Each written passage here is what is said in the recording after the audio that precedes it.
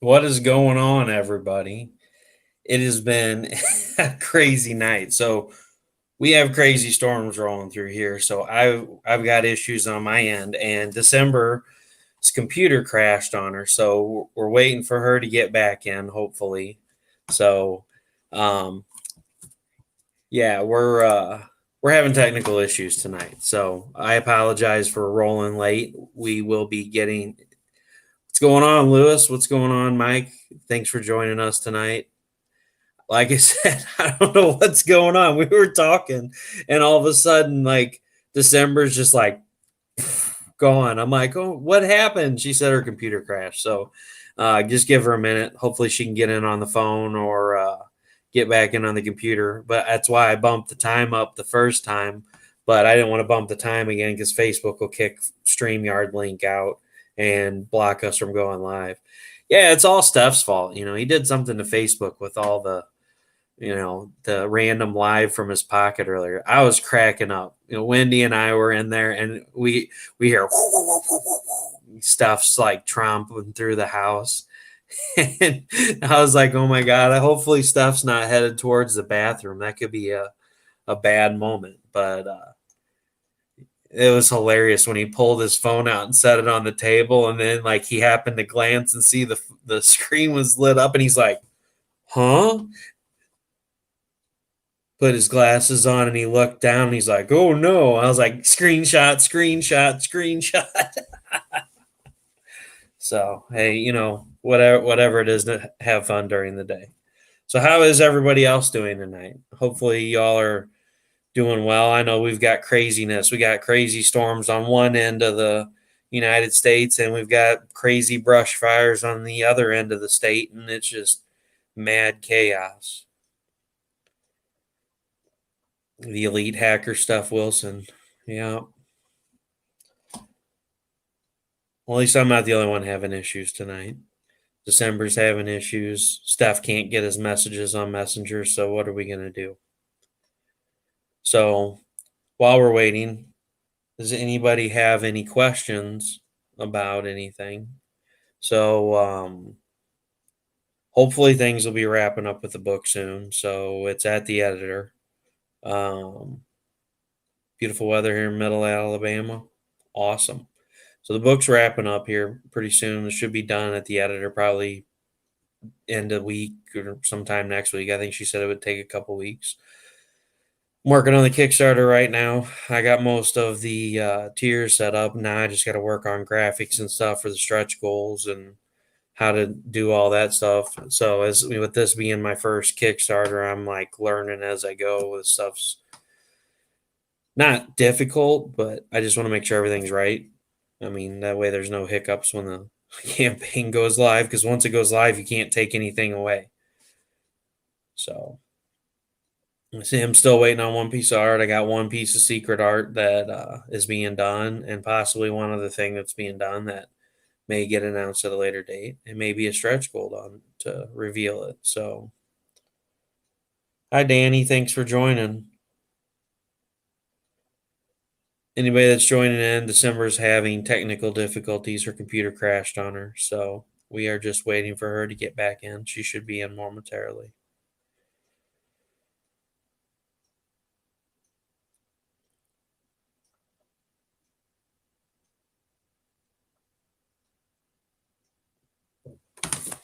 So, I tried upping my camera to 720. So, we'll see if I break the system. It looks better on my end, and it looks better on the phone too. So, oh no, it's froze up. No, it's not. All right, good. Good evening, Danny. I was like, oh no, it's already froze up.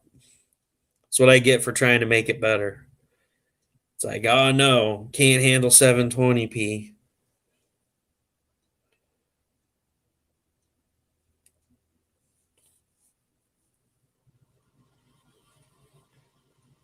How's your night going, Danny?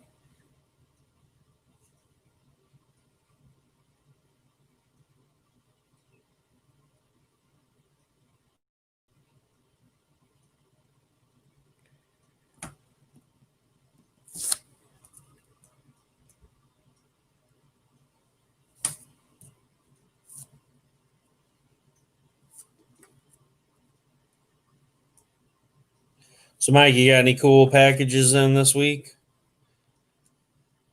I know for a while there you were getting all kinds of stuff in the mail and opening up. I was enjoying looking at all the cool stuff you got. Lots of nice Vampirella. Some really cool stuff.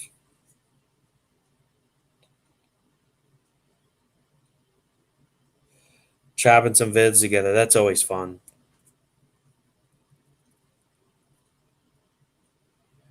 Anybody that's just now joining, I've seen a couple people hop on. We're waiting on December. Her computer crashed. So it should only be a few minutes, hopefully. If not, hopefully she can get on from her phone. Or we can just hang out and just BS. Just start bringing. Oh, you got a little bundle from Stuff. Awesome. Was it books or original art?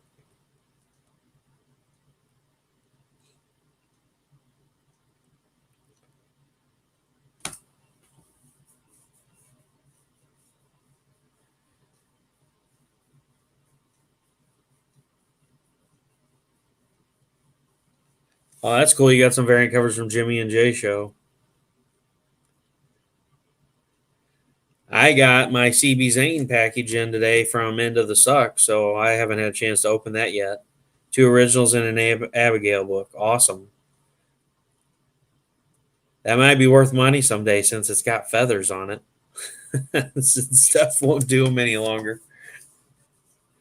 Hey, Sarge, what's going on, buddy? We're having technical difficulties tonight. December got kicked off on her computer. We were just hanging out talking, and the next thing you know, she was gone.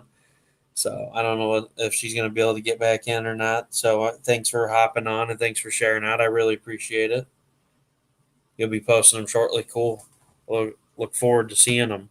So I got my end of the suck package in today. So I got home late tonight. Been a crazy long day, but I'm pretty excited to pop that open and check it out. I'll definitely post pictures later.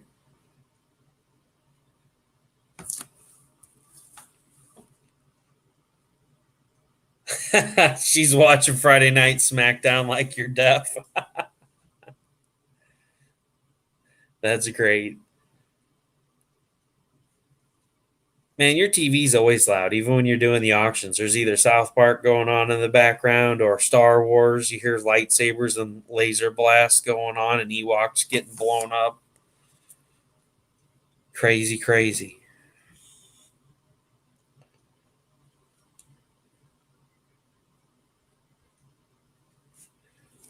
Well, while we're waiting, we can enjoy a few fun videos.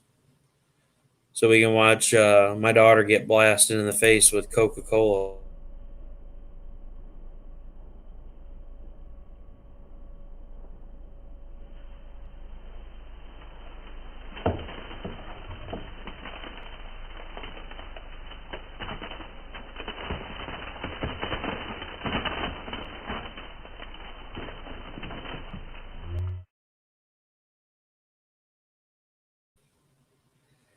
Fun experiments with the kids. That was a great moment. So there's a funny story behind that if anybody hasn't heard it. So the science experiment, that's right. So we were looking for things to do when COVID first started back in March because the kids were just crazed with being locked up. So for those of you that don't know, Roderick's had multiple open heart surgeries. He had heart surgery at a week old and heart surgery at 11 months. So whenever the flu and RSV season comes around and the kids start having sickness at school, we pull them out until the flu kind of passes, even though he gets a flu shot.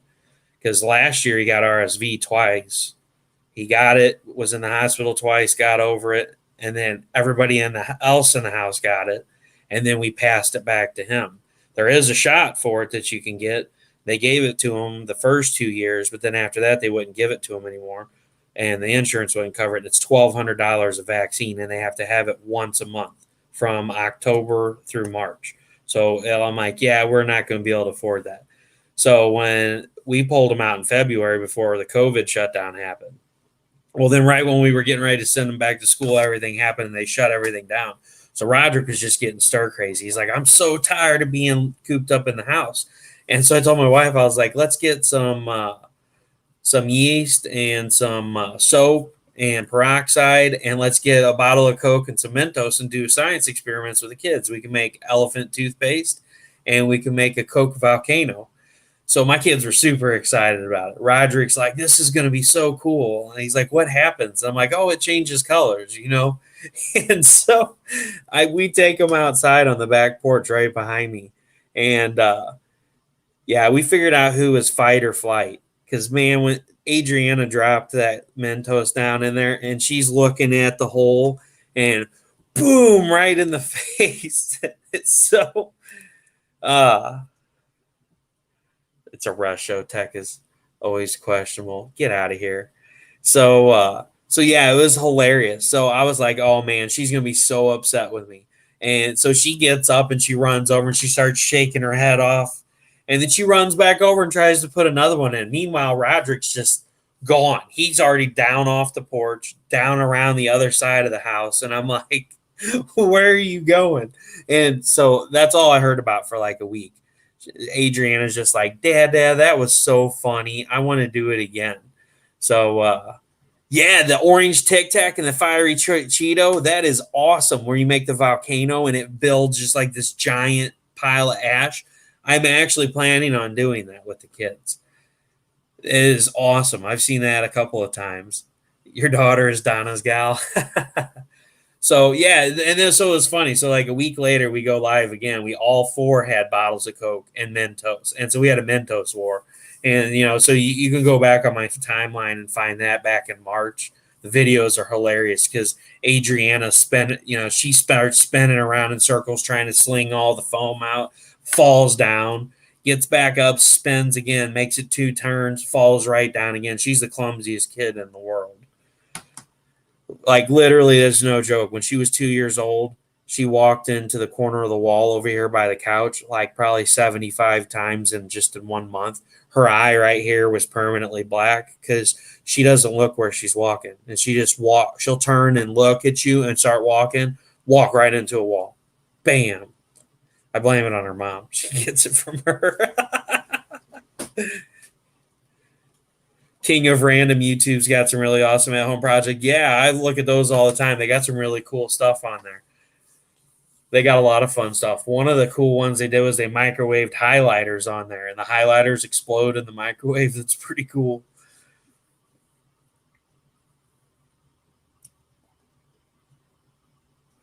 Yeah, I need to get on that, Raul. I set that up with the intentions of getting things done, but things got crazy around here with my medical stuff, and then Roderick broke his arm, and that kind of pushed things off. And then school started, so we're doing homeschooling this year just because the cardiologist doesn't want Roderick going to school. There's too much of a risk of him getting it since it attacks your kidneys and stuff like that in small kids. So we just go with the flow and do what the doctor says. What's going on, Ed? Thanks for joining. December's having technical difficulties. She was late getting on because she couldn't get her computer to load. She got her computer to load. We started talking for like 5 minutes, and then she got booted. He makes an at-home welder in one. Yeah, there's all kinds of cool stuff on there. I love watching that stuff on YouTube, although I get myself in trouble sometimes. So like that video for the intro, a lot of people don't know that was me. I made a cremora bomb out of flour. That's what that huge fireball is from.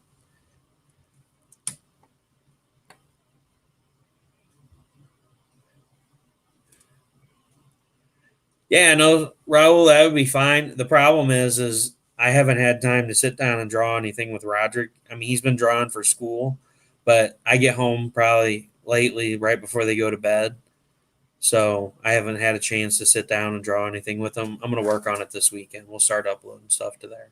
So if anybody wants to join that has kids that likes to draw, I started a Facebook page under the Russ Explode Studios Books with Heart. If you scroll down to groups, it's in the group tab. You'll see Roderick's weekly comics. So he wants me to work on a comic with him. So we're gonna sit down and work on a comic. It'll probably be something about poop because he's a clown like that. So he wanted to work on a comic, so I told him that I would once my book was done and at the editor. So pretty soon we're gonna work on something and get it put up there. So I don't know exactly what yet. He hasn't really told me.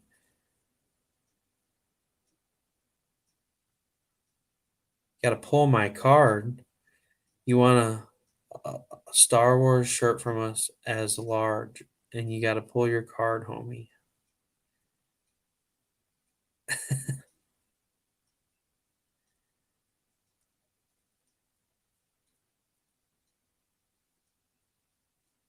I don't even know what you mean, Sarge. I'm lost.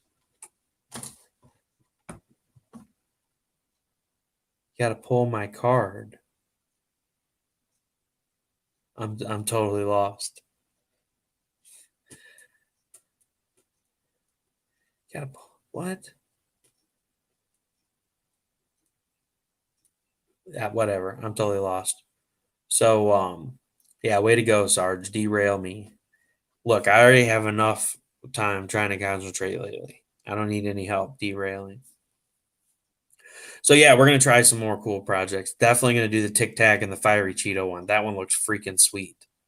But yeah, for those of you that oh yeah, boys in the get out of here, Raul. You're crazy.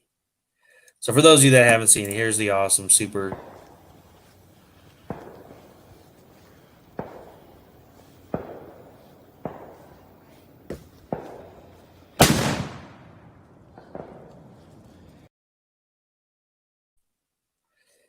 So now you know why it's called Russ Explode Studios. It's not just like hey, let's randomly make up something. I like to blow stuff up. So, I did go to school for it. I did work in it for a while. So old habits die hard. That's why. Thanks, Raul. Have a good one too, buddy. I'm gonna try messaging December and see what's up.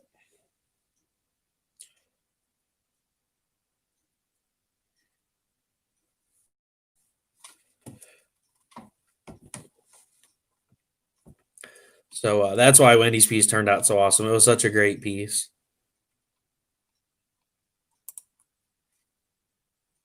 She messaged this to me, and the all right, here, hold on. Let me figure it out. So these main explosions here weren't in the back. It was just mainly these down at the bottom and the ones in between his legs. And I was like, she's like, so what do you think? And I'm like, I love it, but there could be a little bit more explosions. And she's like, really? And I'm like, yeah, let's add more explosions. She's like, sweet. She did her squee and she went about her business and came back. And this was the final result. She's like, what about now? I was like, yeah, perfect. I love it. Blow it up. So it's a phenomenal piece. I love it. And she did this little sticker. So this will be the sticker for the Kickstarter. This will probably be one of the first stretch goals. Just once we get past the goal, this will probably be the first stretch goal, and then we're going to move up. I've got. I guess we can talk about that stuff. So one of my first that'll be the first stretch goals. This is a die cut sticker, and then we'll bump up, and the next thing will probably be a metal bookmark is what I'm looking into now. I got some pretty cool ideas. I've sourced a supplier right now that has the ability to laser etch, color, and do cutouts. So what I'll be able to do is get I have some art that's being worked on that's going to be like it's not going to be revealed until the bookmark gets unlocked, but it's going to be special art that's not in the book, that's not going to be contained in the art book itself. It's actually going to be a standalone bookmark, and I'm going to have it to where try to get to see if they can do like a nanite etching where it's got cutouts in it. So it's pretty. They're pretty cool. They mailed me a sample, and they're about this long, so they're not like a full size long bookmark that sticks out. It actually has a cutout where it's got the flap that goes behind the page, and then you close the book on it, and it only goes about halfway down the book, so it's real slim line, and I really like it. It's really nice. They're not cheap, but I really like them compared to just a full size metal bookmark. So that's probably something I'm looking into. I'm still waiting on to see if they can do the design that I'm looking into. So that'll probably be the next stretch goal.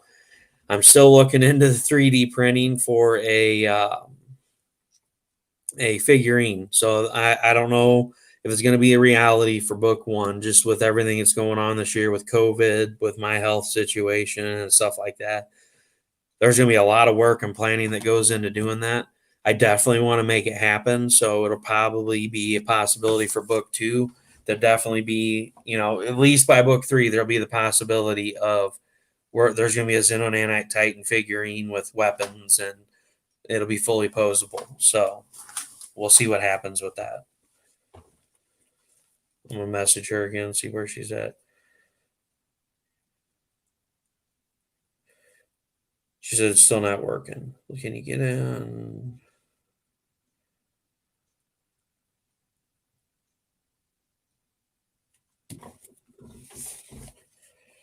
Sorry, guys, we're working on it.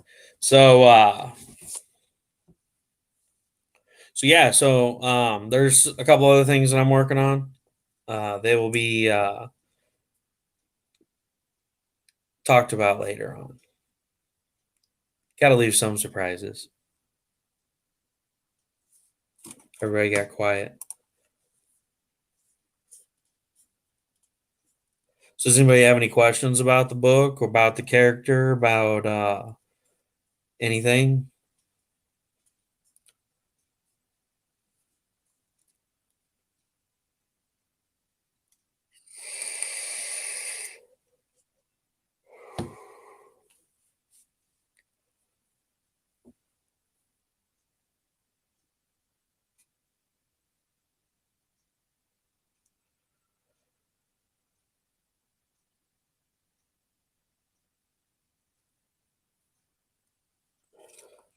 Let me try sending her a new link real quick. See if that helps.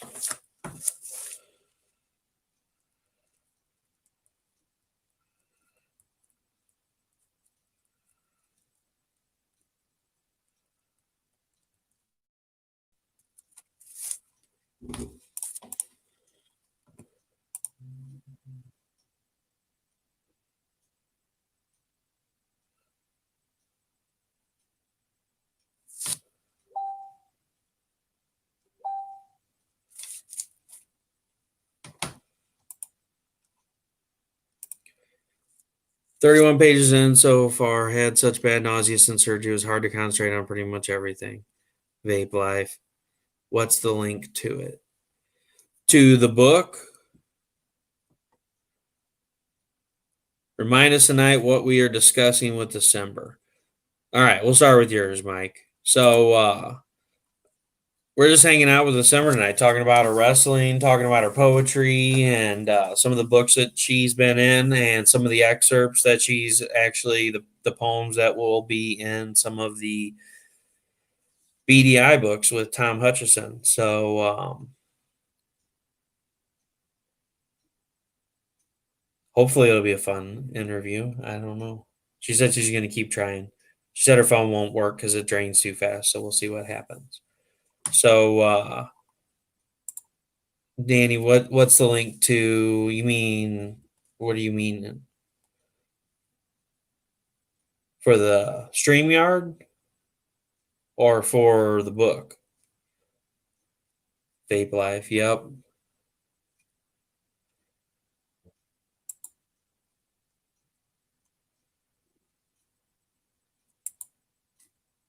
Yeah, no, I totally understand, Scott. Man, take your time.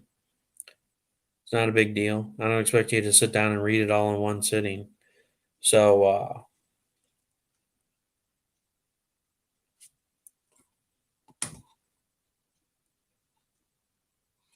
well, here we can share screen. Hold on, I'll share screen the Kickstarter. So everybody's seen it on CromCon, so I can share screen. Give me a second to pull it up. I can show you guys kind of the baseline of it. Maybe. Unless Kickstarter asks me to log in again. I got to look up the super long password that's on my phone.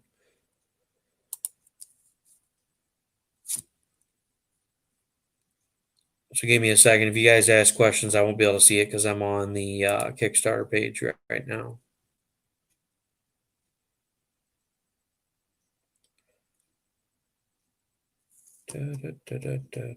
Preview.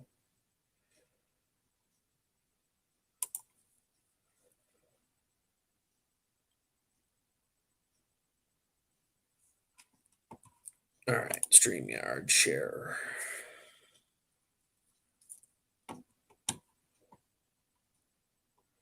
Well, that's good. I'm glad to hear that, Scott. Oh, the book I was just talking about. So there is not a link to it. So I've been sharing the link with a few people slowly. Um, I mean, if you're interested, send me a message and we'll talk about it. I've been kind of like slowly leaking it out there to get a few people. This is the pre-edited version, so I mean, there's going to be some grammatic errors and punctuation mistakes, and for some reason, spell check changed prologue to prelude. And I didn't notice it until the editor was like, "Why did you make this prelude on the first page?" I'm like, "It's not. It's the prologue." And then I looked, and it really says prelude. So I'm like, I don't have any clue how that happened, which totally looks stupid. So whatever. But I already saved the file and uploaded it to Dropbox. So I need to go back and fix it and then re-upload it to Dropbox. But whatever, it is what it is. It's still the book. If it says prologue, prelude, whatever, the story's still there. Um, but no, I'm glad you got rid of the nausea. There's nothing worse than having surgery and then being nauseous, especially since you had surgery on your abdomen. All right, here we go. We got the Kickstarter up. Let me share screen it real quick. It's nothing super. Oh, I guess I could make sure it's showing up on the video. Let's see. Give me a second to get back in here. Make sure because when you share a screen, I can't see what you guys are seeing. So I want to make sure it loaded up. All right, good. We're on here. So yeah, go away. So right now, this is what we're looking at. So everybody that was wanting to know the title before, this will be the title. So it's going to be Xenonanite Titan, The Fall Before the Rise.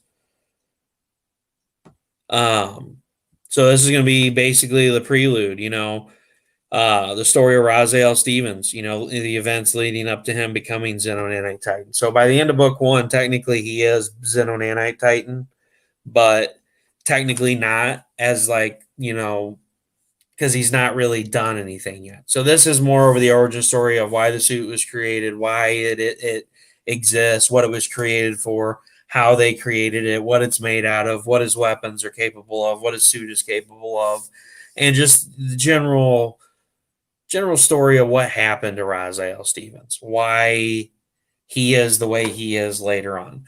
So my initial idea for this was to do a 3-part trilogy of a novel and actually go through and explain the events in Raziel's life of why he becomes Xenonanite Titan. So after this trilogy is done, hopefully by then, book 2's already been started. So probably mid next year, book 2 will be on Kickstarter. And then I'll start book 3 and probably, early spring of 2022, maybe end of year 2021 next year, book 3 will be done. I doubt that. So probably look forward to 2022. But I'm rolling through. I'm going to go ahead and do all 3 books. So book 1 is the origin story. Book 2 will lead into him becoming Xenonanite Titan. And book 3 will kind of tie up the story arc of him becoming the hero or the villain or whatever it is that it becomes. I don't want to give anything away because he may not be the hero.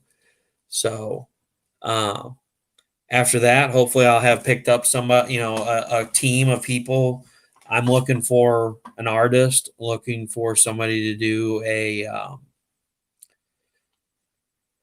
like the lettering, basically just get a crew set up of people that are passionate about Xenonanite Titan, passionate about the story, passionate about the project, and actually continuing it on. When I originally wrote the story, Xenonanite Titan is I kind of had it laid out. Here was where I wanted to start, and here was where I wanted to end. And, book 1 ends exactly where I wanted it to end at. Right now, I got a goal of $6,000. This is just to meet the minimum print run of the actual hardcover book and the art book. So here's the story. A lot of people know it. Some people don't know it. This is a 10-year labor of love. I started this project 10 years ago. And then life happened. My son was born. He had open heart surgery and all that stuff happened. And I kept telling myself, oh, I'm going to take my Chromebook to the hospital. I'm going to work on the book and I'll finish it. But, you think in when something like that's going on, you're going to be able to concentrate on something like that. And it's like then you get up there and there's just so much going on and you just overwhelmed and then you're like, I'll work on it later, and then it never happens. And then you come home and we were home a week and then he went back in the hospital and it was stuff, thing after thing after thing after thing happened. And it wasn't that I was trying to make excuses not to do the book. I really wanted to do the book. It's just physically, mentally, emotionally, I just couldn't concentrate on the book and do it the way I wanted to do it. And so, I just, put a little bit in the story about how that came to be. This version of the book will be a hardcover. This will be a special limited edition once these books are printed. So I'm going to overrun just to make sure that I can cover damages. So, like if I send out 100 books and 10 of them get damaged, there will be an overrun to be able to replace damaged books. If there's any of the overrun left over, those books are going to be auctioned off for charity. So, I still haven't added it in here yet. I'm still in talks with Mark about okaying it because I want to make sure he's okay with me adding all this stuff in there. But I'm going to add in a cb4k.org tier. So what CB4K is comic books for kids. They help kids that are in the hospital, basically kids with cancer, heart defects like Roderick when they go in for open heart surgery. They send comic books to hospitals all over the nation. They have a partnership with, Image and Diamond and Dark Horse, and, they help them out by sending them books when they can. But, Mark still has to pay shipping. I met Mark at C2E2 last year. He still has to pay for shipping. I mean, even if he gets free books or people donate books to him, imagine sending 100 comic books to a hospital.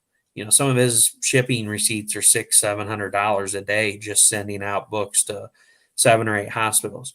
So, being in the hospital with Roderick and seeing him go through surgery and seeing the stuff that happens to him, and then, watching the nurses bring in a cheap toy from Dollar General or a cheap, coloring book from Dollar Tree that was $1, and the way it lights up their faces.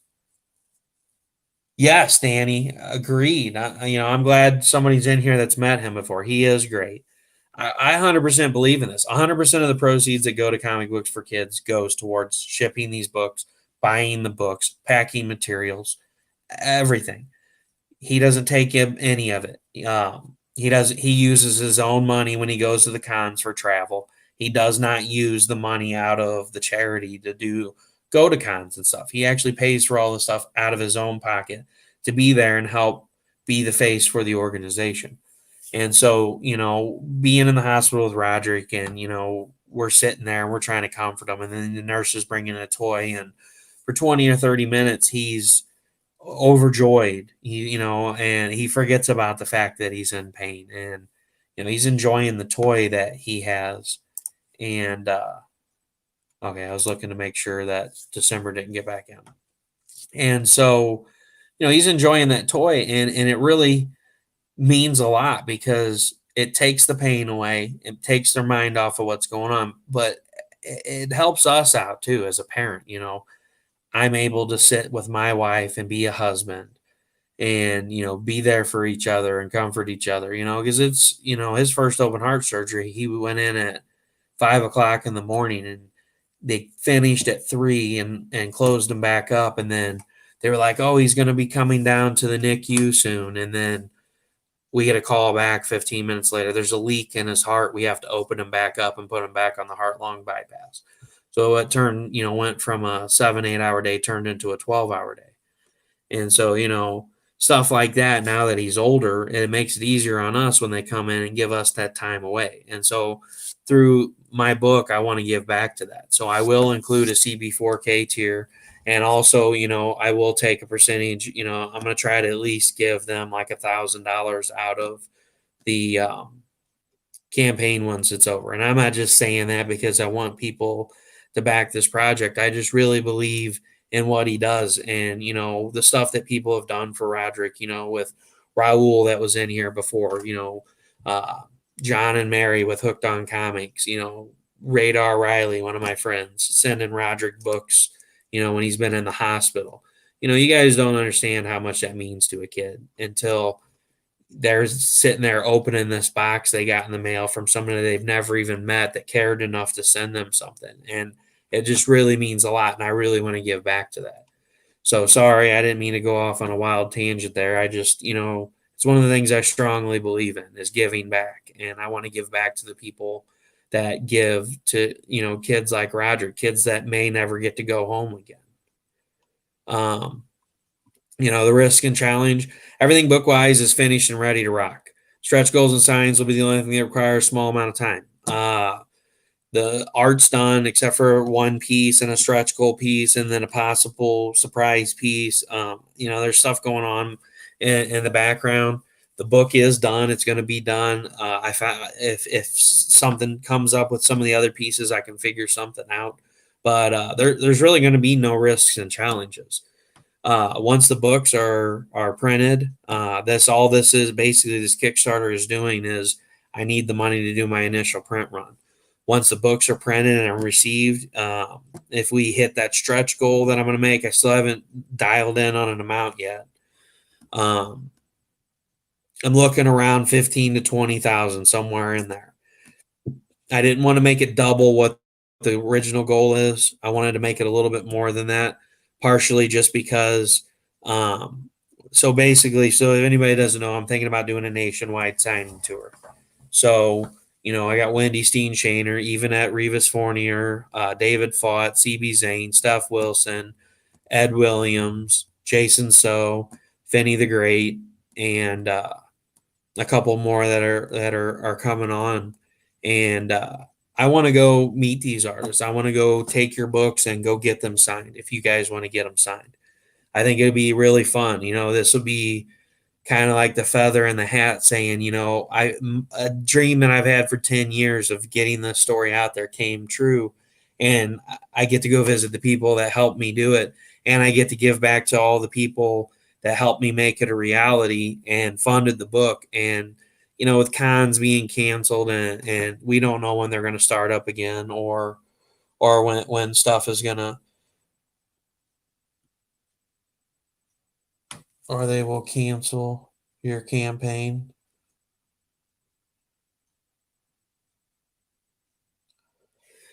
Yeah, it's not advertised on there, Lewis. I already backed it up. Sorry, I'm on the campaign page still. So I can't see your comments. I have to look at them on the phone. So that's one of the things I want to do. I haven't decided on a stretch goal yet for it, but I'm definitely want to make it happen. I'm looking at charging like $25 for the signing, just for the people that want to get it done. Not that I want to charge you guys for it. It's just it is going to be costly because I have to go to David Fott lives really close to me. He lives like 2.5 hours from me. Then I would have to go from his house to Wendy and then down and then back over to Florida and then up to New Jersey.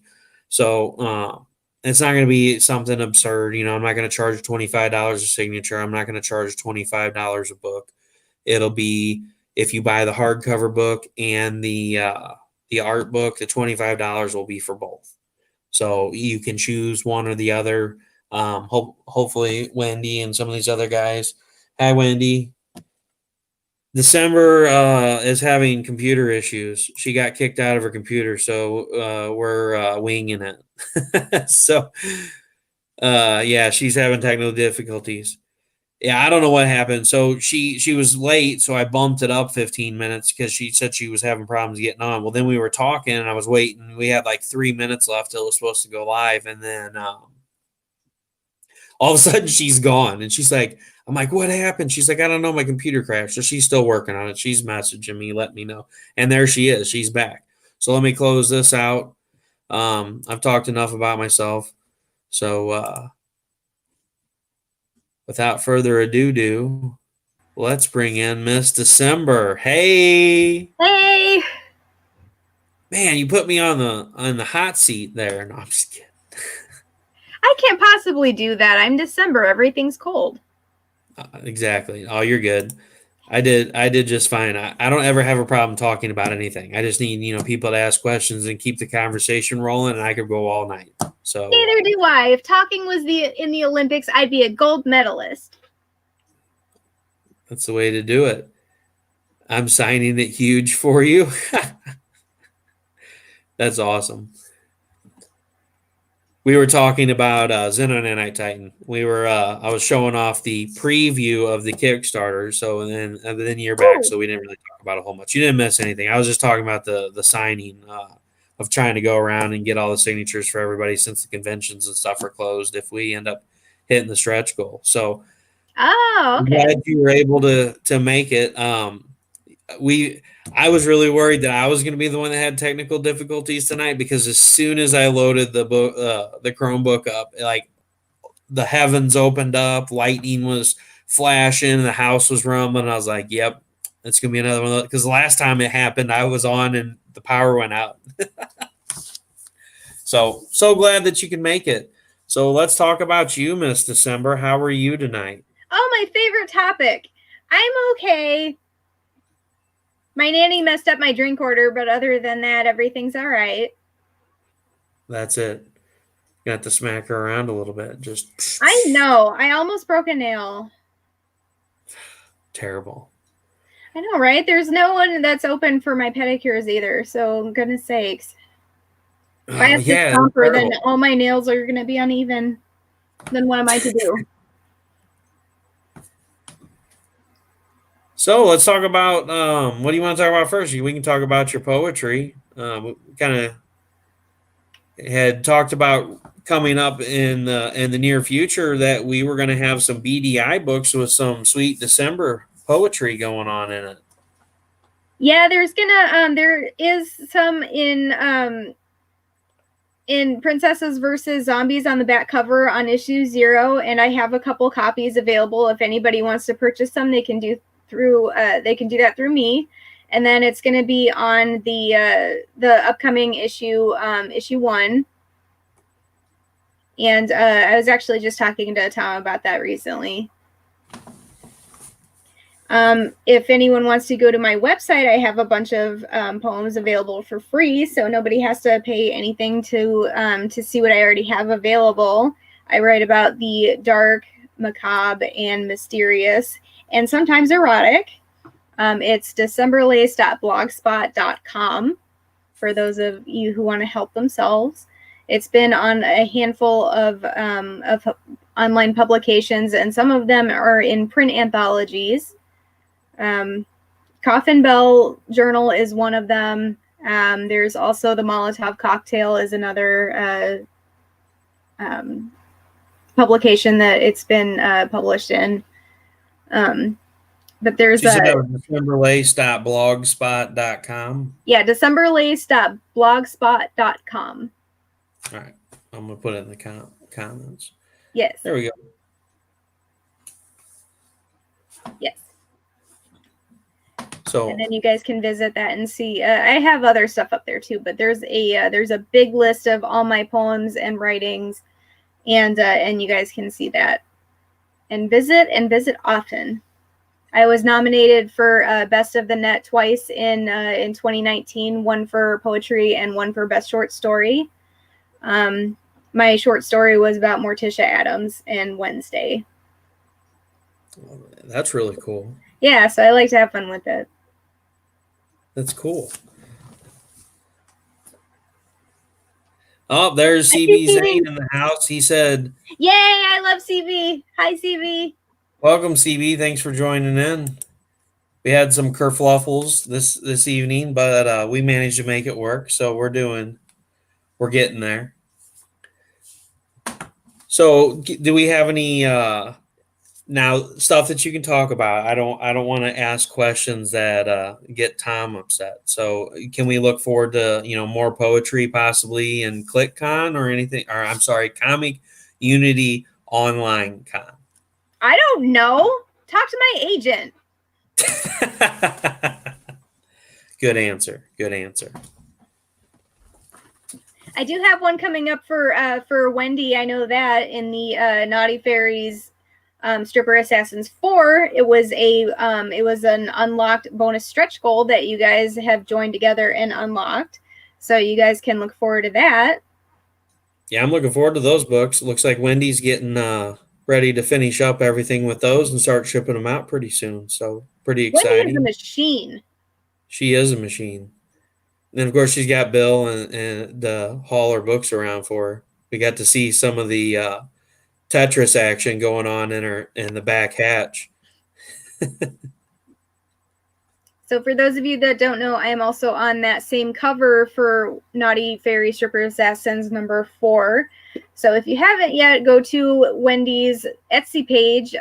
She has some of the covers available that I'm on, as well as additional covers that Kara Nicole is on. Kid Tessa is on them, and then she's also got the artwork by CB Zane, Steph Williams. Tons of artists are available there. I'm not going to even try to list them all because there are so many of them, but she does have a ton of artists on there. If you missed out on the Kickstarter somehow, she does have them available on her Etsy page, so go over there and take a look, and then you'll be able to find my poem in there. They're only available for $1 million, though. Not even close. But Wendy will hook you up. Wendy will hook you up. Wendy's an awesome human. She will definitely hook you up. I am getting that link right now for anybody that needs it. Give me just a second here. Make sure that you visit her, and she knows how to treat you right. So if you're a Naughty Fairy Stripper Assassins fan, or if you become one, she's going to get you squared away. For sure. And Wendy always hooks you up with swag too. You know, whenever you pledge one of Wendy's campaigns, not only do you get super awesome books and super awesome story, but you get your stuff delivered on an 18-wheeler straight to your house.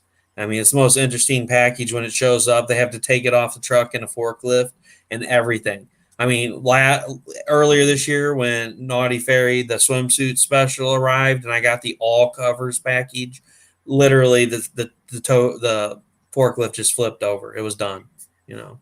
So they had to send out another one. You know, it was a whole big ordeal. But eventually my books did arrive at my porch, and I got to look at their sweet awesomeness.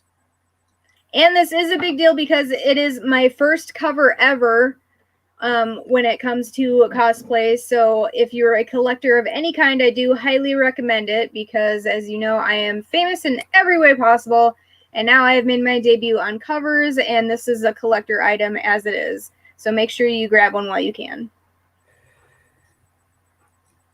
Yeah, and it is awesome, you know, so definitely check it out. You know, it's her first cosplay cover, so that's a collector's item right there, like she said.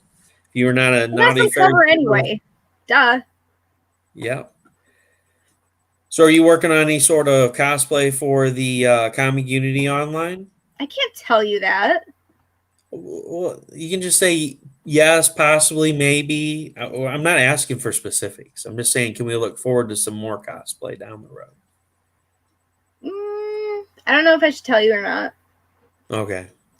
That works. Maybe. I don't know. There you go. Every day is a cosplay. Straight from the lady herself. 1st December cover, limited supply. Go get it now. Let's see. December versus Trish Stratus. What's my finishing move? My finishing move, CB, is the cold shoulder. It's a reverse stunner. You can see it on YouTube. And that doesn't need to be against Trish Stratus. That's against anybody.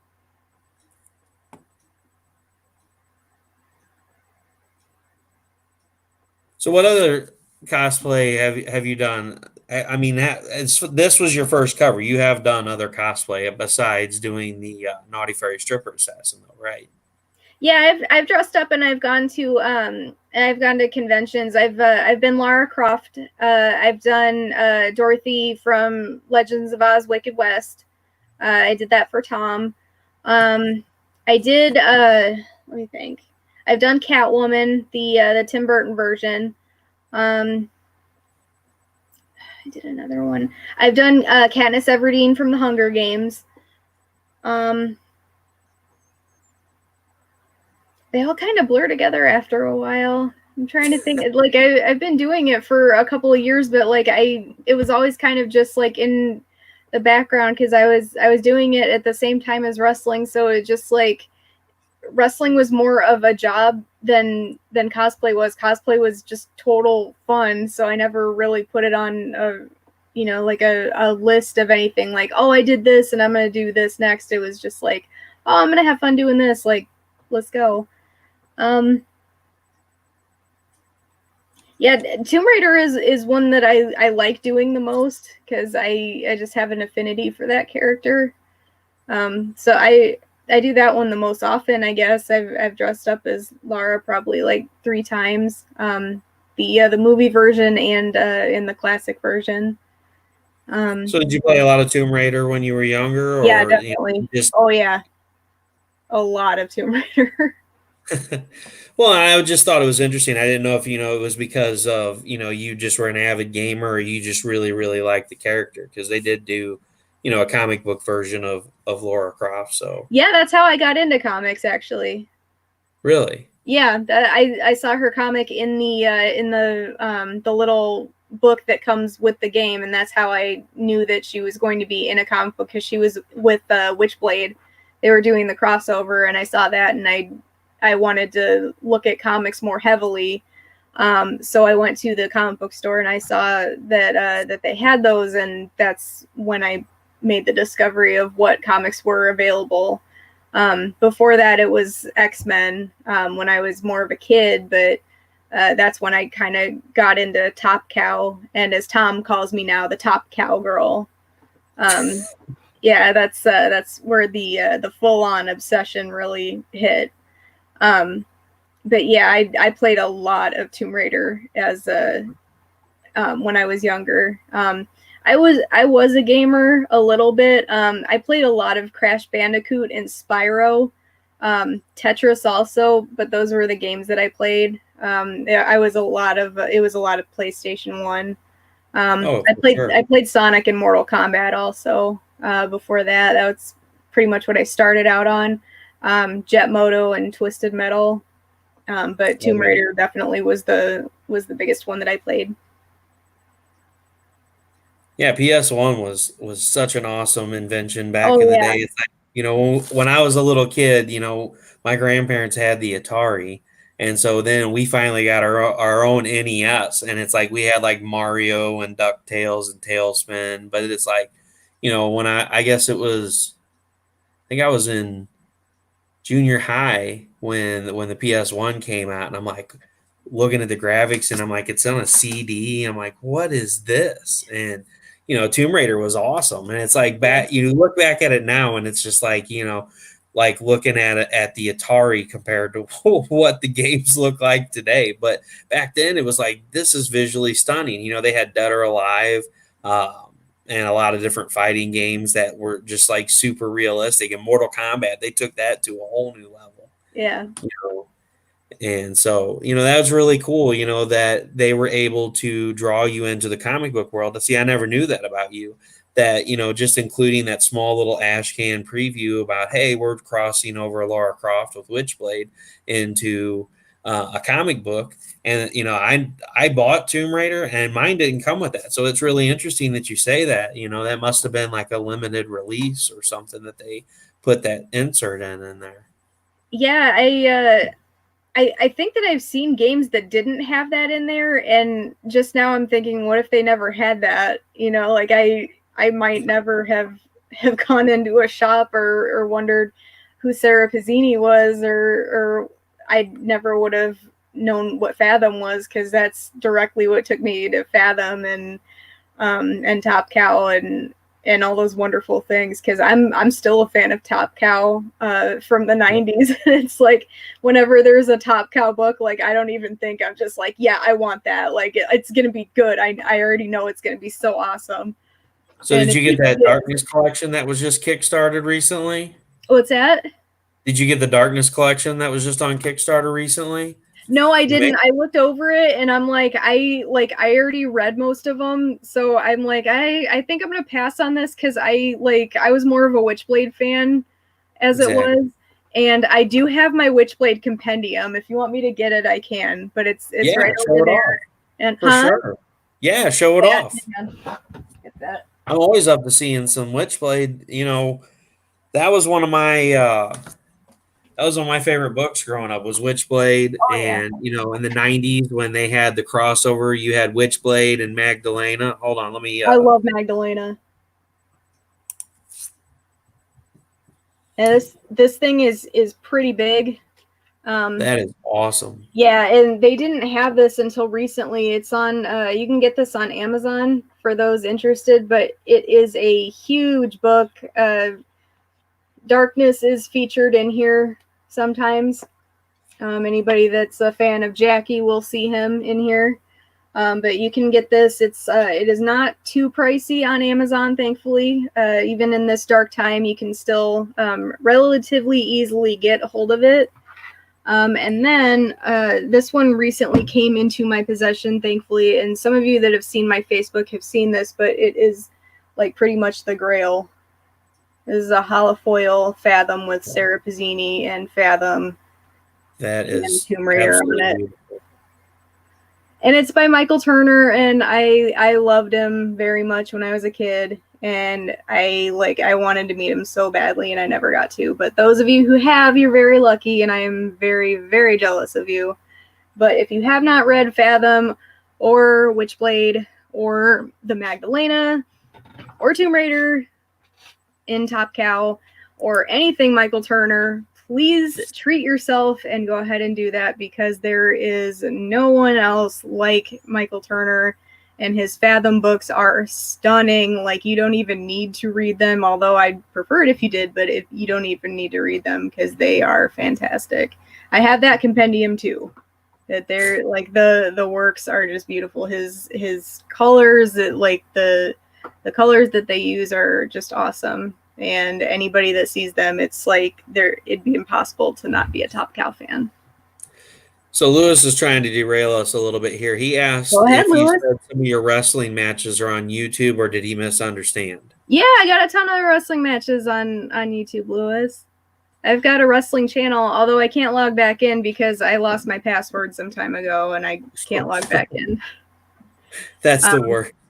Yeah, and I'm not I don't know what it is, like they won't give it back or whatever, but it's like you can't really fight with YouTube over it, so whatever. I don't remember it. But there's a ton of matches on there with me, and you can see them. But I've got lots and lots of footage for you to see. Cool. And CB Zane says Michael was a super nice guy to talk to. I got to talk to him a few times and share my art. He is missed. That's awesome. I'm like happy that you got to do that. You seem like you would appreciate that. And I saw that you have that Witchblade huge ass poster, and I covet it, and I'm envious, and like I saw it and I'm like, I geeked out so hardcore when I saw that in your work area, CB, and like I geeked out totally for that. It is beautiful, and I am so jealous of you. CB's probably cussing you right now because, like, for the longest time, like last year, I was like on CB hardcore every time he had a live sale and it was in the background. I'm like, how much for the Witchblade? He's like, for the last time. No, you don't sell that ever. Sale. Like, I'm not even going to ask him because hell no, you don't sell that. No, but it's still fun to tease about it because it's a beautiful piece. I mean, it's absolutely, stellar. And so I just got to give him trouble. So now anymore, when he goes live, you don't ever see it. It's off to the side. So I'm just waiting for that one day for it to show up. Dude, you suck. That's why I don't get to see it anymore. Oh, man. See, I'm not the only one. It wasn't just of it, or send me a picture of it because I miss seeing it, and I always wondered why that was. Well, it wasn't me. I just teased him about it. But literally every time CB would go live, there would be random people that would join in, and they'd be like, hey, how much for the Witchblade piece? They didn't care about, he was trying to show off Scorpiana, and he was trying to show off Into the Suck 1, 2, and 3, and, all this stuff. And everybody's like, how much for the Witchblade? How much for this? How much for that? All this stuff that he's like, that's my personal collection. I mean, it's a Witchblade, like. Yeah. That's not knocking anybody. It's a witchblade. Oh, I know. I'm just giving them That's trouble. like We gotta give that's like CB a I could wrestle my entire life and be like the most amazing wrestler ever. And if someone like, and that's like me having a Trish Stratus poster in the background, they'd be like, "How much for the Trish?" I'd be like, "I get it. It's Trish." Nah, CB. Well, maybe that's what we need to do. We could have a cage match battle between Thank you you, and CB. I appreciate that. You look at that every day for me, know that I am so jealous of that, because that is actually, where did you get it? Because that like I just want the story of it. I'm not gonna go and try and get one. I just want to know how you came across that, because that's awesome. Like just tell me sometime, because that would be a fantastic story. I would love to hear that sometime. That's pretty cool. So did you ever get into like any of the Joseph Michael Linser works, like Dawn or anything like Yeah, that? I did. My friend Rob Schiff, who everybody here knows, is a huge Michael Eisner fan, and he actually got me looking for some of his work, and I got a copy of Cry for Dawn 7, I believe, the one with the Marilyn Monroe tribute shot, and well, back when she was like Norma Jean and it was her first shot, but it got to me damaged pretty bad, and I had to send it back to the eBay seller, and I was so ticked, and I still haven't gotten a replacement one. So my collection is nowhere near as huge as his is, but yeah, he's a very, very good artist. Rob's collection dwarfs mine and probably anybody that I know. But yeah, he's a fantastic artist too. He said he got it at a convention. He don't remember which one. Damn it, CB! You got to make that into an awesome story. Like, the year was 2006, and I was sitting next to the Aspen table, or something like that. Well, see, if we go back and we dig through the videos somewhere back, like a while back, he actually did tell the story of where he got that piece at. And so I think from there till now, he's just forgotten the story. But I will do some digging and see what, because it was one of his online things he talked about, and I'll send you the I'm a excerpt. big time Marilyn Monroe fan. I did like all my papers on her in high school, CB. I had like this huge poster collection. I've got those, those dolls by the Franklin Mint. I've got like, I think 2 of them of her, and a whole bunch of clothes in the trunk. Remind me later. I'll send you a picture of the of my collection of the dolls and the clothes, because those are pretty fun. And now I don't have one of Vivian Lee in Gone with the Wind, and I want one of those now. I'm Veruca Salt totally, because I have Marilyn Monroe and I have Rose from Titanic, and now I need Vivian Lee from Gone with the Wind, because I love those ladies. Those are my girls. So true story. Okay, true story. I had never seen Gone with the Wind until I was like, I want to say like 24, and by then my my lovely radiant December persona was full fledged. So I had never seen that movie until like a while into my wrestling career, and I could not believe that. And when I was watching it, I was like, "That's me on the screen." And it was amazing. And then I felt bad because I was like, how has this been kept hidden from me? But yeah, I always found that funny, and I wanted to share it with everyone. He said, "Me too. I think you may be the sister I never had." Pretty much. I still think that I am convinced that I need to like drop what I'm doing and go to you, eat nachos, and watch wrestling with you, because that would be like the most fun night ever. Like that would just be amazing to me. So I won't ask you like one thing about art or drawing or anything. I won't geek out over your artwork or anything. It'd just be like straight wrestling.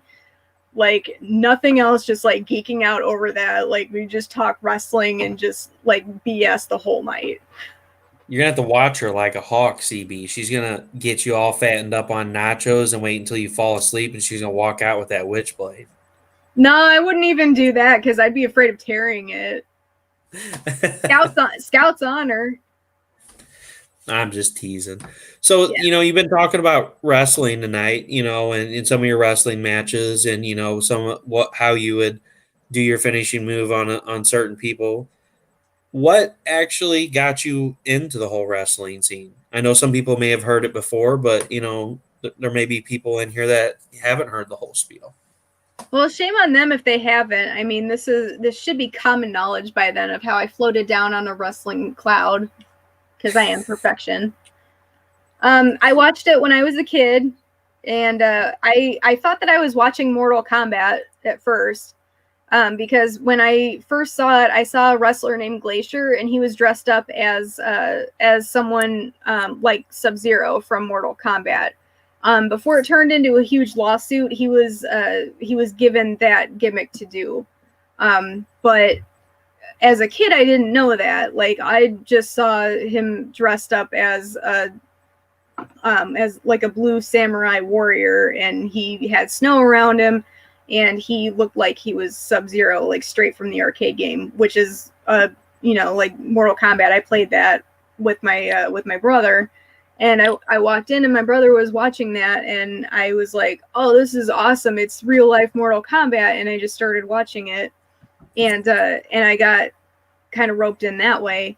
And then the more I watched it, the more like other characters I fell in with, especially Sting. And then as I was watching it, I was like, there's really not that many girls doing it, but I know that I could do this if I wanted to. And I was like, when I'm older, I'm going to do this. Like, I'll find a way to do it because I know I can. And I don't want the boys to have all the fun because I know that I can get in there and I can have fun too. And I kind of took a break watching it for a while because it didn't really hold my interest. But when I got into college, I had a friend that was training, and he brought me to practice with him because he wanted to impress me.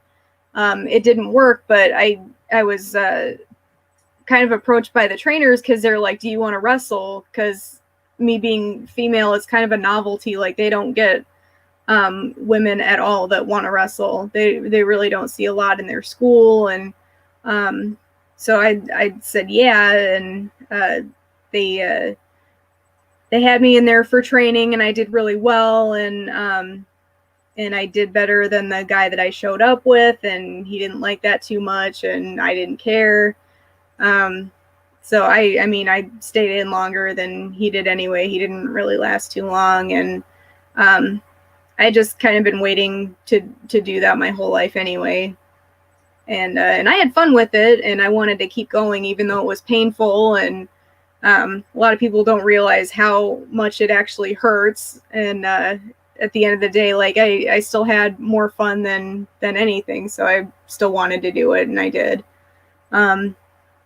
And then anytime that something like came up, I like a storyline or something like that, I just had a whole bunch of enthusiasm and creativity I wanted to apply to it, and I kept going with it, and I like to think I had a good career, and I know I had a good time, so hopefully I entertained a few people along the way. So, do you ever think that you might go back to doing wrestling, or are you pretty much done with it? Well, I mean, we're in the middle of a pandemic, so I probably shouldn't go back to wrestling right now. Well, yeah, of course not right now. I Although you could take on COVID, you could put it in a headlock and, give it a good, already beat COVID. I kicked its ass. It stays away from me. good. Somebody needs to smack it around. I never say never. Like, if I always say if the fans want me back, then I'll go back. A lot of the people that I came up with are it's kind of nice. A lot of them are on TV, so it's really nice seeing them do well. Because they stayed in, and they've succeeded to hire in better places. So that's good. Um, I just have more fun doing comics and writing. So I just my path took me that way, but it's like I never directly say no. So if you guys want me there, just let me know. But I do enjoy being here for you for comics and for writing. So so just say the word. I do Well, like making entertaining videos for you, though. I will say that you guys seem to respond to that. well, and it's kind of like the same world. I mean, it's different in a way, but Oh yeah, you take on the persona with the wrestling. You take on your persona with that, and then doing the what cosplay. persona? Oh my god, no idea what you're talking about. And then with your cosplay, you take on a persona as well, and you can do the writing and stuff. Only the nice thing about the comic side is there's no pain. So that's always a plus. I have no idea what you're talking about. There's pain in cosplay. Do you have any idea the shoes I have to wear? Well, that yeah, we won't go there. Or the space buns you got to put in your hair. I mean, that's got to be tough. Do you even know what pantyhose is? Nope. Didn't think so. Isn't that something you use to strain? You can use it as a weapon. At least you can if you're me. Carry you around? Ninja kick somebody in the head? Need to kick You my haven't had ninja in the Kanye head. bothering you lately, have you? What? So you haven't had Kanye bothering you lately, have you? He keeps calling me. Oh my god. I am not hanging out with him in the middle of the city during a pandemic. He needs to leave that alone. And I don't care if his wife's show got canceled. It needs to after 21 years. It's like, get a life, loser. Yep. Reality TV is so 2006.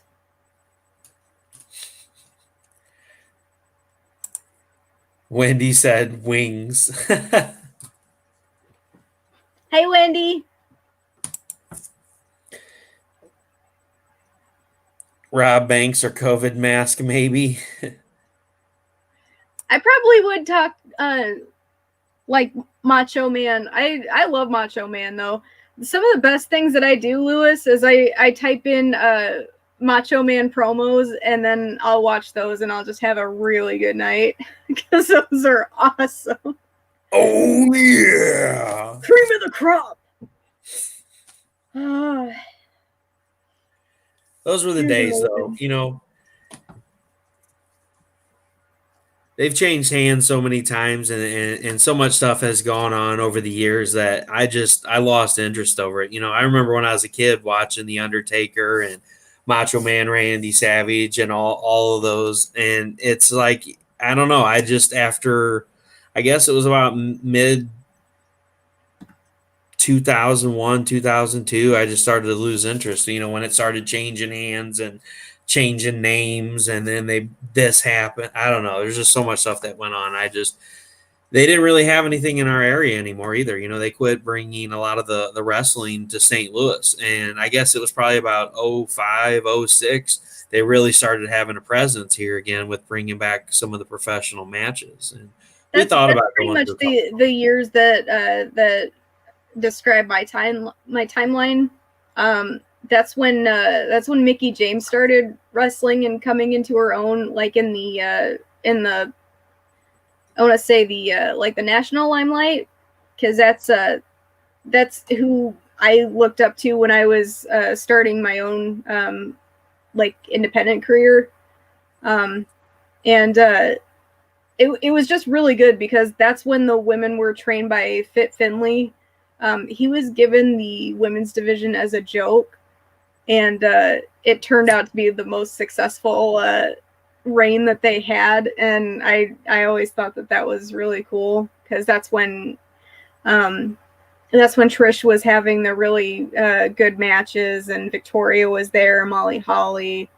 It was just a really good time for women's wrestling, and it was a good time to have them inspire me and keep going when I wanted to give up a lot. I didn't really feel like quitting as much when I could turn on the TV and see them after practice. 2001 and 2, at the time I felt like not watching it, but now when I go back, I'm like, wow, there is so much here. Like this is so good because now it's like I don't really see the same like card that they had back then. Back then, the card was actually really good, and I've learned to appreciate it so much more because Kurt Angle in 2001, 2002, like just that, like I love Kurt Angle. Just seeing him work, just fantastic. Like yes, just yes all around. We were very spoiled with him.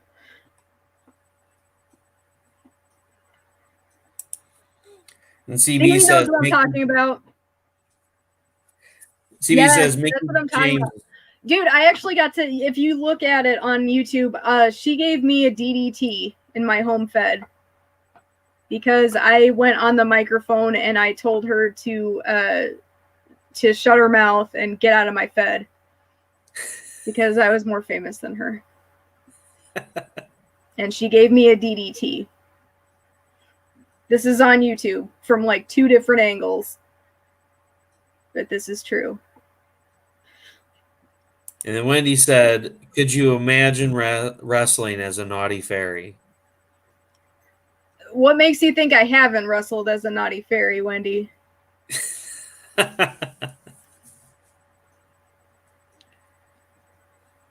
You know what? Maven's hair would look awesome as a wrestler. I'll tell you that because with the lights hitting that awesome pinkish purple hair, she's got that down.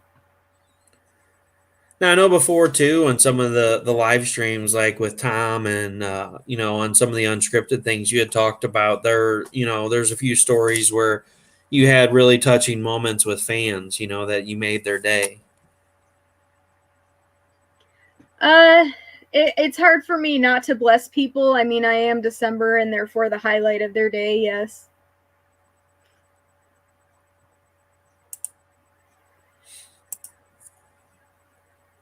Stevie said, "I'll have to check that out. I miss personalities in today's wrestling." Yeah, like I do too. Like there are some people that just kind of blend together, and there are a lot of opportunities for different personalities, and I just feel that like it's just so easy to get your own personality, and people don't do that, and it's like, why don't you do that? You could just very very easily make that your own, and so if you just take that ball and run with it, and I don't know, to me that just seems like a wasted opportunity, and I don't want that for them. And I don't know, it just like you don't want to see the same thing over and over, and I imagine the fans don't want to see the same thing over and over, but it happens anyway. And my hope is that it changes, and there is a lot of creativity and a lot of personality out there, and somehow it just gets kind of veiled, and I don't want that to happen, and I'm hoping that that changes sometime. Now, they all can't be like me, obviously, but there is some hope out there. And he said, or they aren't allowed to develop their own personality. Yeah. I've heard that also, yeah. Oh, I mean, show business is hard these days because everybody's got this, agent or, whatever pushing you. It's just like, a publisher for, a comic book or for, in my case, a novel. You always try to be your own person and do your own thing. And you've always got that person, overshadowing you going, no, you're going to do it like this because this is what the people will like. And it's like, well, yeah, but I like my idea better. I think if we allowed creators, and that's what's nice about the indie community is if they would allow creators to have more of a free flowing idea, there would be a lot better content out there across the board. But I think with the indie movement since back in March, April, we've really started to come to a head with everything. With the cosplayers and the indie community and the indie books and just the way that we've all come together. It's just been phenomenal to see the group of support, how everybody supports each other, with you supporting Wendy and CB and all these different creators, doing cosplay for them and, doing, cosplay for a sketch card or for stretch goals or, helping promote their product, and it's great. It's great that we all can be one big team and help push each other to do better, and that's why the indie community is so great. So, speaking of the indie community, do you have any major, publications coming up down the road with any of your poetry that you've been writing, other than the BDI books? Well, Naughty Fairy Stripper Assassins #4 is currently out on Wendy's Etsy page. It's going to be in the hands of fans soon. It's going to be very soon. I want to say in a couple of weeks. It was the latest update that we got. I'm very excited for that to happen. I'm going to begin signing those books for those that want them signed. If you pay attention to my Facebook page, I'm going to post a video of me doing that live. So if you want to watch that, I will post a video of that for you to see. So hopefully no technical glitches again. But I'll be able to talk with you and you'll be able to see me sign all the books for you. So it's me. Not that anybody would dare forge my handwriting, obviously. And then I do have something in the works, but I am not allowed to say anything, but it's pretty big, so it's pretty cool. That does involve my writing, but just stay tuned because you'll probably hear about that within a few months. Just stay tuned.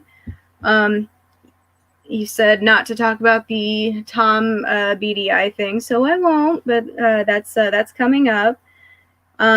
Other than that, I'm still working on my regular writing, so you'll probably see that in regular publications as well. But don't forget that those are important too. So just keep reading because other mediums besides comic books are important also.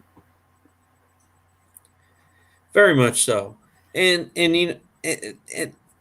it's great to get out and read something other than comic books. Comic books are awesome because the way to look at the art as you're reading it. But it's also really good, like in poetry or in novels, to be able to read and interpret things for yourself. And it's always crazy to read something and then go down the road and see a piece by the author, or a piece that they had commissioned through another artist, and see how they envision their character and how much different, through reading their work, whether it's a character or it's a scene in the book that's described to you, and then seeing it on paper. It's just crazy to see how much difference there can be in the way people perceive just one sentence even. I want to bring that up because that is a very good point. I was blown away, for example, by Monty Moore's Loco Hero. A lot of people know Monty as a fantastic artist, but he is an amazing writer. He wrote Loco Hero by himself. He drew that. Our good friend Chuck was the editor. He did an amazing job with the editing. So good job, Chuck. You did awesome. But Monty wrote Loco Hero, and he was really, really cautious and took his time with it. And it shows. Like his book that came out it's like a little bit longer than most comic books, so it's like you really get a bang for your buck, and it's about soldiers that come home and have PTSD and a superhero persona and homelessness, and it's about topics that we as an American society don't really address. So it's like he took a lot of risks with this one. And me as a reader, it's like I think that this paid off tenfold. Like he did one of the best comic books I've ever read. Monty, like, and I took like I wrote him like separately. Like I didn't post it to Facebook initially. Like I just wanted to tell him privately how well he did. Just like, cause not like an attention grabbing thing. Just like, I wanted him to know how special this was, like how well he did with this one. Cause military is like a really, like it's a really special thing to me. I was raised by vets, and like it always has a special place to me. And I just want to take care of people that have served or will serve, or have people that are going to serve or that are serving currently. And like he just did such a great job with it, and just everything about it just it it just did phenomenally well on Kickstarter, just hitting the nail like everywhere.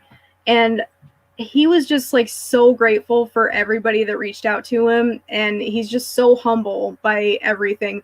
But people know him as this awesome artist, and anybody that has seen like one Lady Death that he's done just knows how truly fantastic he is. He's sensational, but they don't know how good of an author he is. And if you guys can get a hold of a copy of Loco Hero, do it, because he's just fantastic, and I want you to be blown away by how good he is. Just like if you read a comic book by an artist, do that one because it's so good.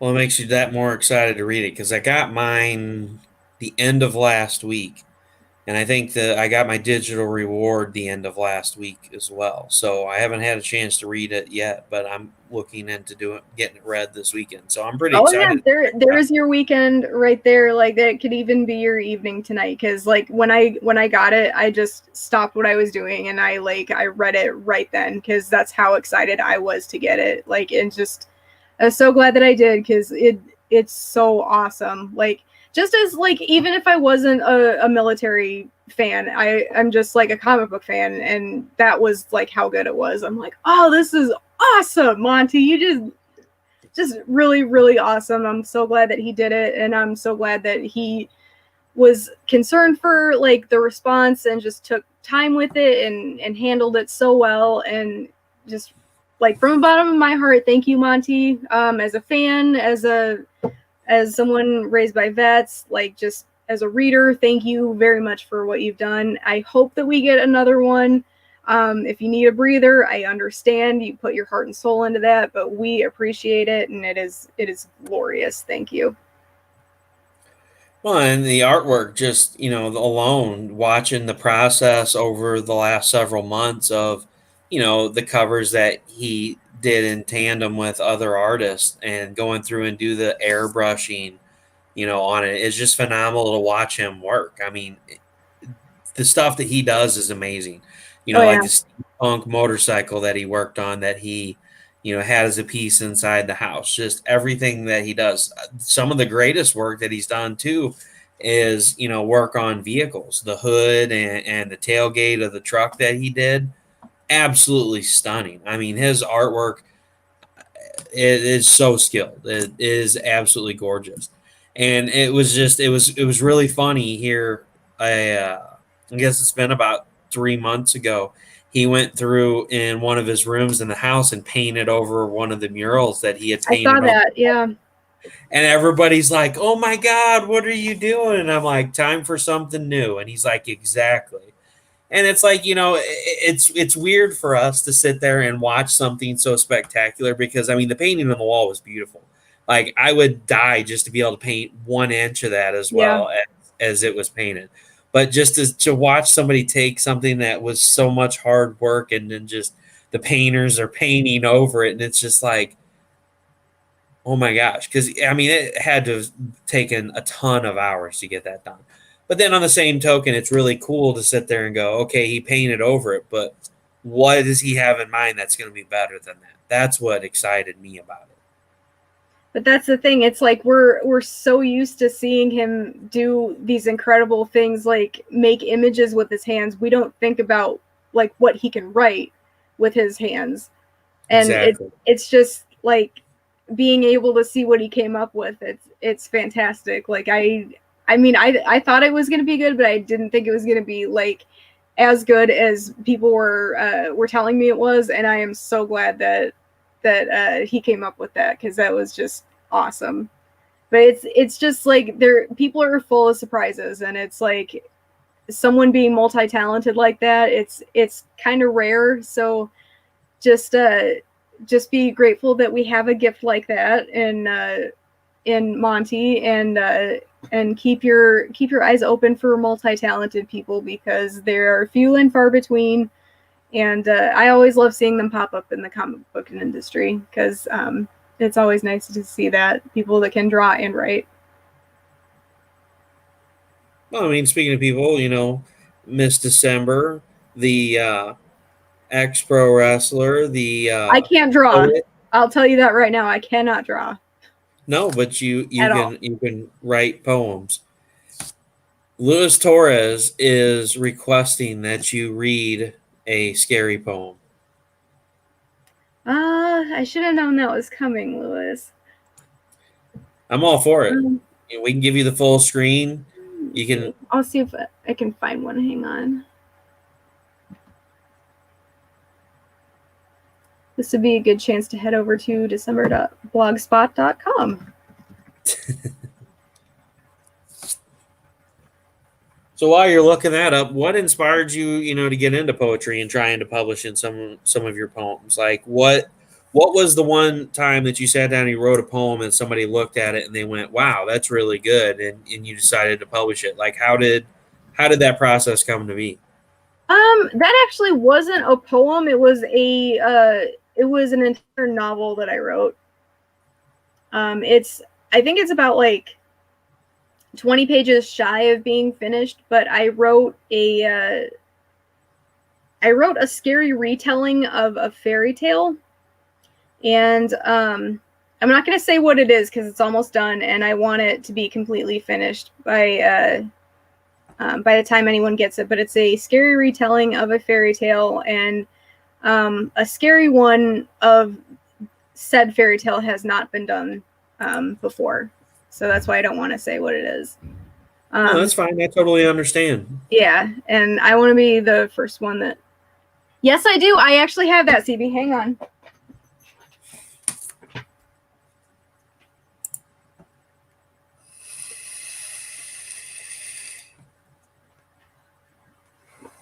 Okay, so CB is talking about this book right here, Pride of Baghdad. This is a phenomenal book. I'm actually surprised that someone else knows about this, to be honest, because it's not talked about and it should be. It is fantastic. Give us a quick rundown about it. Okay, What's so it? Pride of Baghdad is based off of a true story, and it is about lions left behind in a zoo in Baghdad, and it's in the middle of the war that's going on. That was going on back in the day. I think it was like 2000. I want to say like 2004. But when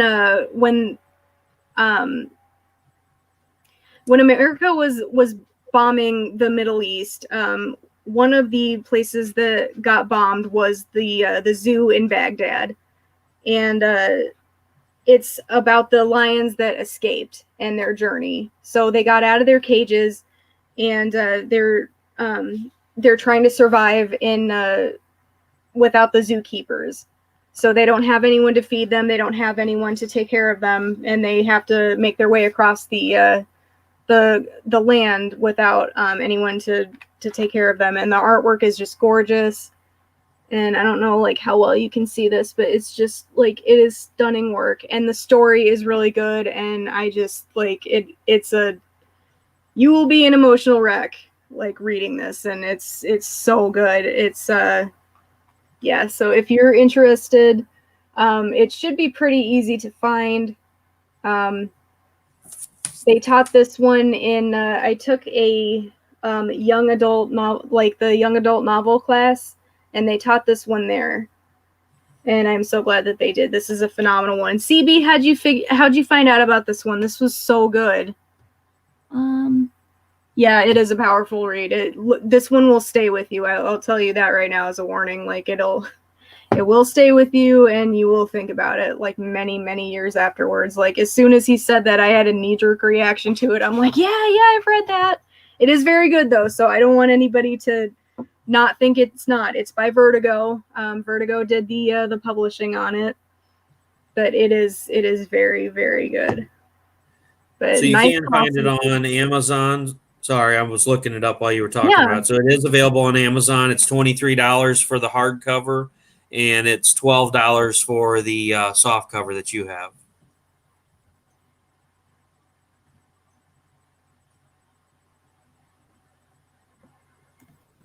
He said we'll talk about it sometime. Can you still hear me, December? Yeah. Oh, okay, sorry. I was like, did I mute myself?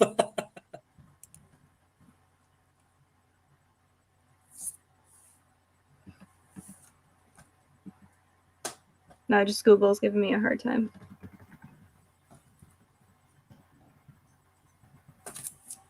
No, you can also probably find it on eBay, I would imagine, has that as well. There's also thriftbooks.com, and try half price books. If you're not able to go there in person, I would do their online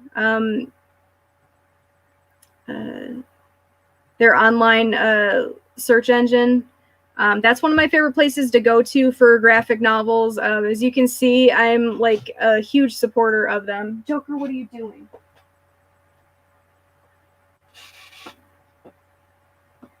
He's underneath my desk. What are you doing?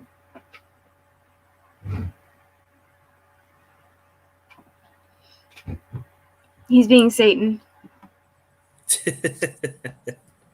He is Satan. I'm convinced of it.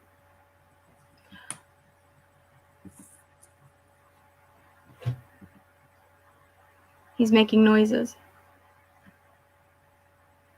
All right, I didn't forget about you, Lewis. I'm getting you one. Hang on. Oh, don't worry. He's chanting in the comments, as you can tell. No, I can't. I'm on a different web page right now. I just want to make sure that I'm not leaving anybody hanging here. I did not you're forget about good. you.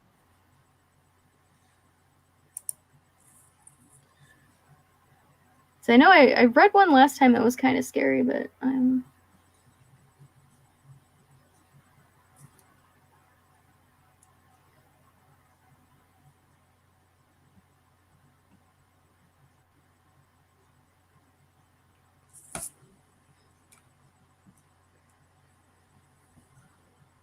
now you would think that I'd have everything memorized, but shockingly, I don't.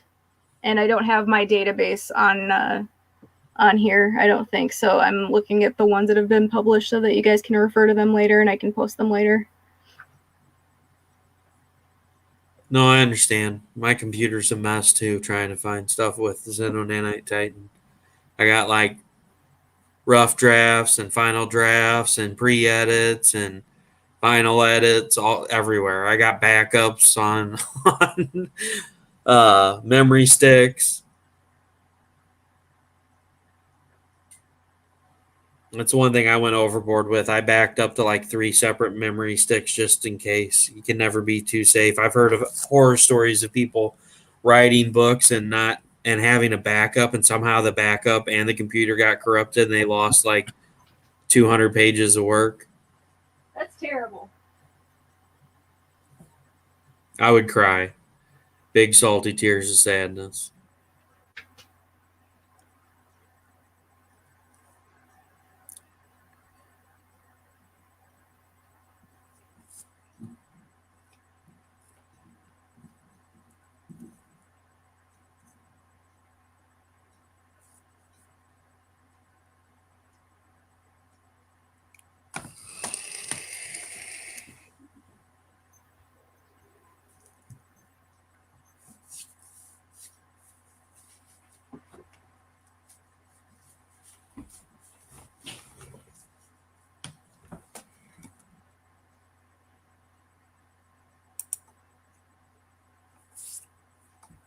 Stand by, Lewis. She is looking for it.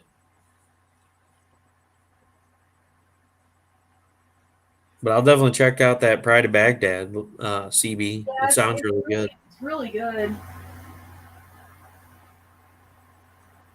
Thanks for bringing that up. That was kind of like out of nowhere.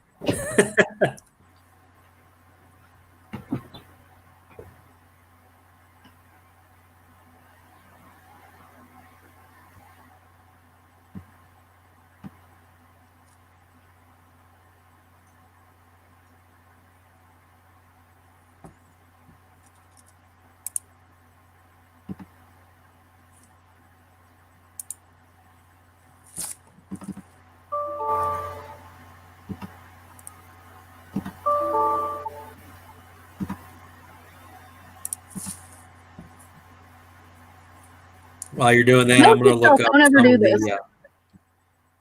I'm gonna look up some of the cosplay photos of Naughty Fairies. Kind of You show do that that. off. Maybe. Everything runs so slow when you're streaming. There we go.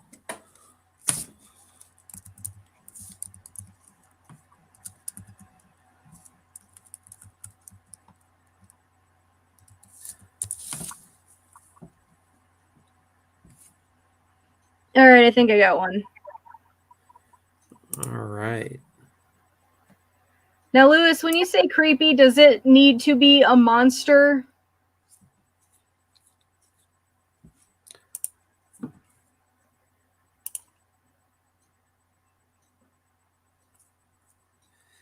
Oh, CB said it was the military talk that made him think of it.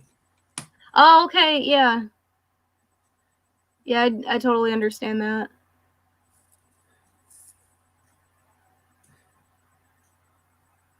I got your nose when you... Okay, well, you can keep my nose then, CB. I have to lean in because I don't have my specs on. There. I said, Lewis, does it have to be a monster like last time, or can it be a scary poem? Because all you said was scary. So I have a scary poem. It's not necessarily a monster. So I just wanted to clear that with you.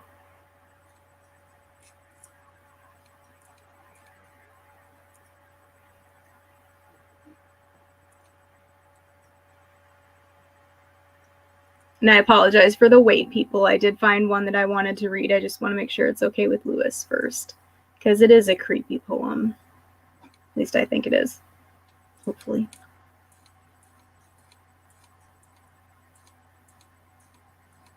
Oh, you're fine. I'm scrolling through the Kickstarter. Lewis, I don't want to wear my eyewear for too long. Okay. All right. This is called Passage. It was published in Cabinet of Heed, which is one of my favorite places to publish or to get published by. Simon and the crew over there are fantastic people, and I'll post the link up a little bit later so everybody can go back and read this for themselves. But it's done in the same style that one of my other poems that I read for you earlier in the last couple months was done, and it got one of the more positive responses. So hopefully you guys will like this one too. But this one is called Passage.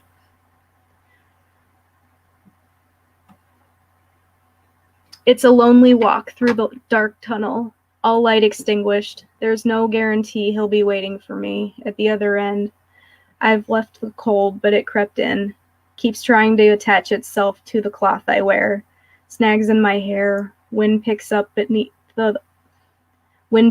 enters the walls. No matter how far I've come, it follows me. Like an earlier sin, my velvet boots make echoes in the hollow darkness. Rats scurry around my ankles. Away from my destination, as more wind slaps my face. My punishment for braving the night alone. I am unsure if there are any demons poking about at this hour, dressed in rags or suits. Then my hearing fails, and it's darkest at the end. One lone street light is on. The man with the dim coat isn't where he said he'd be. He's at the opposite entrance, waiting for me across the street. But he is there.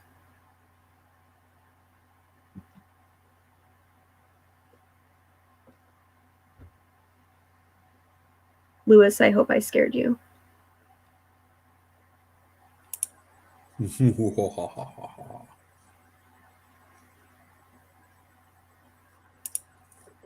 Beautiful. Beautiful. Hope so. I wrote that thinking about walking home from the train by myself in Chicago. That would be me, and that would be for Wendy, and hopefully you're able to gather one for your own collection. The other one is by Wendy that you can see next to the one by me. Thank you, CB. Thank you, Wendy.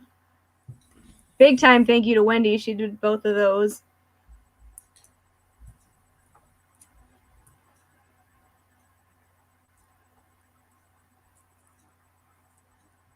You're so nice to me, CB. I think you really want me to not steal your Witchblade poem or poster. I'm not stealing it. So there they are, right there. The Miss December Yay. cosplay covers. Go be nice to Wendy. Go see her site and snatch those up.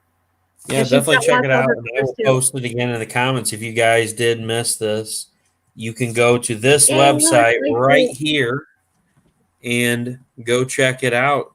Like Wendy said earlier, there's only limited quantities left of them, so get them while they're there. There are limited quantities left. Oh my goodness. Guys, get them now. I cannot help you once they are gone. I'm serious. Nope.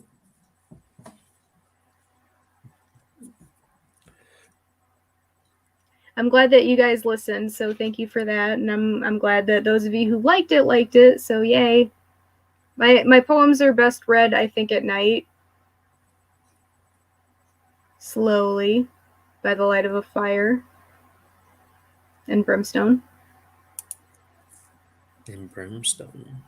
Usually they were written with the chill of a very frigid Chicago winter in my strands of clothing and very dark atmosphere and alone. So did you write a lot of your poems coming home from the train station? No, but I would like channel that feeling in my head because I just remember what it's like to come to my destination like by myself and have no one there like walking with me where I was supposed to go, and it being very, very cold.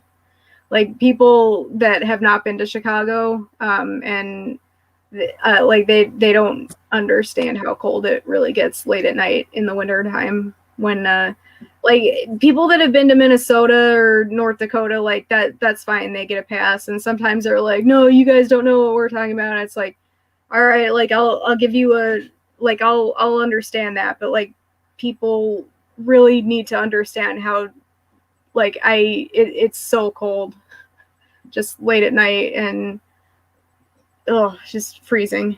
And I get very cold very easily. Well, I can totally understand that because I mean I don't live too far from Chicago, but we went to C2E2 last year, and it was, you know, at the end of March. It took place on Roderick's birthday. That's why we went. You know, he wanted to go to the Comic-Con and hang out and check out the superheroes and stuff. And so we went. And so here it is. It was March 22nd, 23rd, and 24th last year. Mm-hmm. And we went and walked at the park by the Great Lake, and it was just absurd. Like in the middle of the day, you know, at noon, the air coming from the lake was so cold. Like it was literally freezing outside. We probably walked like maybe, I want to say like a quarter of a mile up the trail. We were going to walk because it kind of looped around, and we're like, nope, we turned around and went back. And there's people bicycling, and I'm like, and they were in shorts. I'm like, you're crazy. People, if you're ever going to come to Chicago, there is one thing I can tell you that may or may not help you, so hopefully it'll help you. There is something called the lake effect. If you go downtown and you are by the lake, like within, if you can see the lake, basically, you are going to be 10 degrees colder. If you are anywhere where you can see that lake. So bring a sweater if it's going to be like chilly. You are going to be 10 degrees colder than what it says on the news. They do call that the lake effect. You will need that sweater. Just that's a real thing. So just pack accordingly. Don't say that I didn't warn you. That's real. And whatever you do, take public transit. That's a very good tip. If you're not familiar with Chicago, What is public transit? Like Uber or a taxi or it was ridiculous. Like, okay, listen, I drive in St. Louis and all over Missouri, and it's terrible driving on 270, like 270 or 70. Those are the two worst highways because, like, legitimately, this is a true statement. if it rains and the first raindrop hits the ground, immediately there's a one car accident. Some dummy that's trying to loop in and out of traffic runs into the wall and stops the highway every time. And I thought like St. Louis and the St. Louis area, Illinois drivers were the worst. And then we went to Chicago last year. And there was people making left turns out of the right turn lane. And it was like madness. And we only drove like a few blocks to the lake. And that was the only time we went anywhere because we went back. I was like, I'm not going anywhere again. I like it was ridiculously stressful. And every street's a one-way street. It was now, mind you, it was when a convention was going on, so that's probably part of why it was so bad because there was thousands upon thousands of people there for C2E2, and we were literally like 2 blocks away from McCormick Place. So, that may have something to do with it. Maybe if you get a little bit further away, it's not as bad. What I normally do is I leave as early as I can. So probably like in C2E2 starts at 10 o'clock. I leave like an hour and a half early to get there.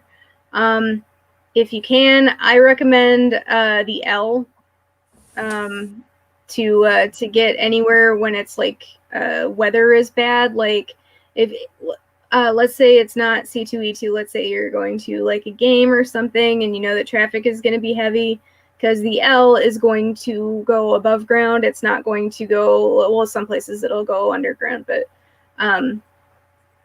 like it's not going to be on the highway with the cars. So if there's an accident, it's not going to abide by the stopped car rule. So you're going to bypass all of that, and you're more likely to, knock on wood, get there on time. So like use that instead, because when you're planning Chicago traffic, you're not gonna get there like on time if you plan like anywhere else in the world. So try not to do that unless you have the gift of perfect timing, which some people actually have that. So if you're doing that, don't mess that up, because that's awesome. But yeah, anything else? The L train can be quite useful. The seats will smell a little bit odd. Bring your nanny so that you can sit on that person or their coat. Or they can that becomes clean useful. the spot before you sit down. Yeah. Make sure that you coordinate, like make sure that your phone is charged. You don't want to be stranded anywhere. See, or you can just take all the guesswork out of it and you just stay at the hotel that's connected to the McCormick like we did and just walk to the early, because that place does fill up. Like if you try to book anywhere near like when the convention is, you probably won't find a spot though. Yeah, I think we booked like 3 months in advance. I think I booked it in like December or January last year when we went.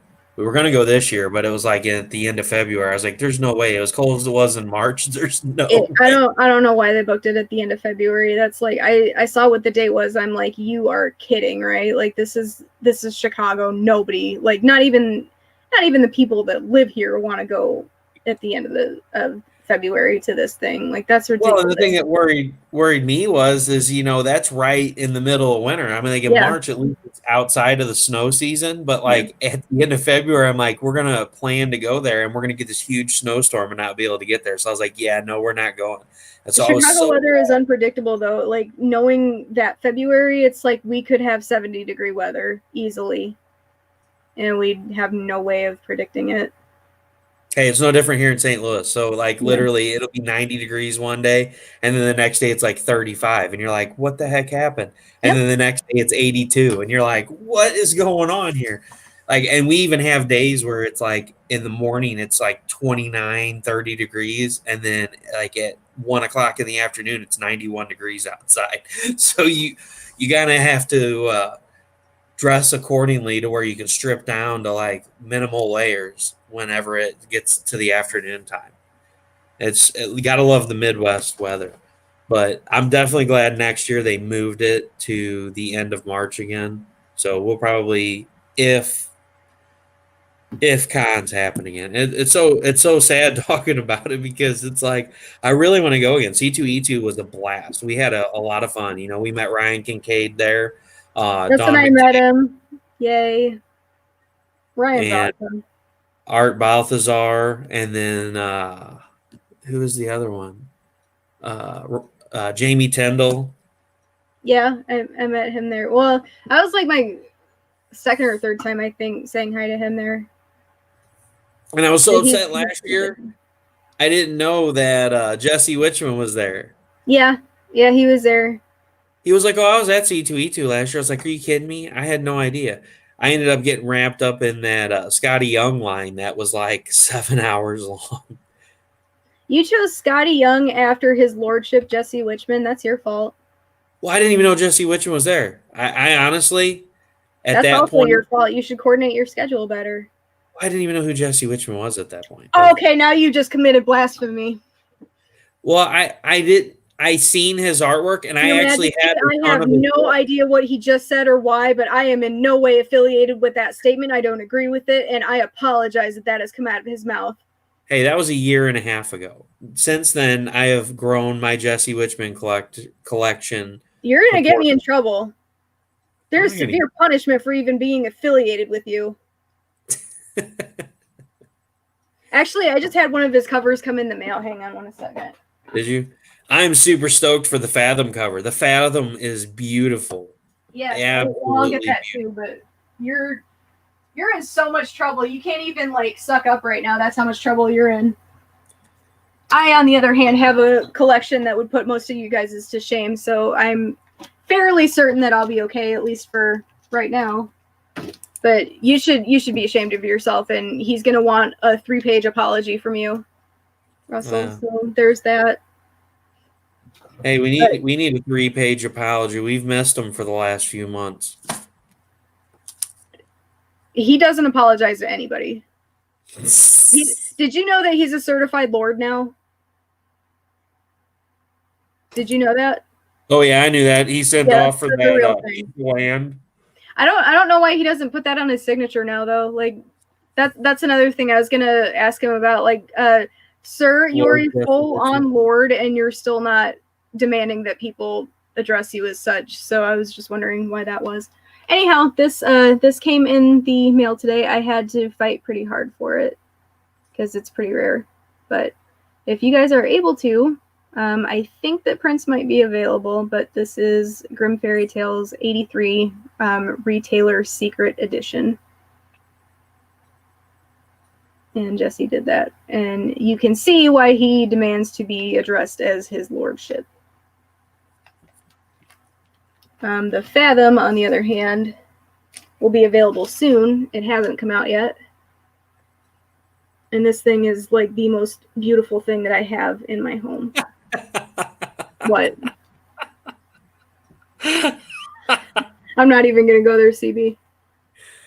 I don't know. It's some guy that does really extensive backgrounds, according to stuff. But for those of you who don't know, Jesse Witchman is a very talented artist. He is very nice, despite us like making fun of him right now.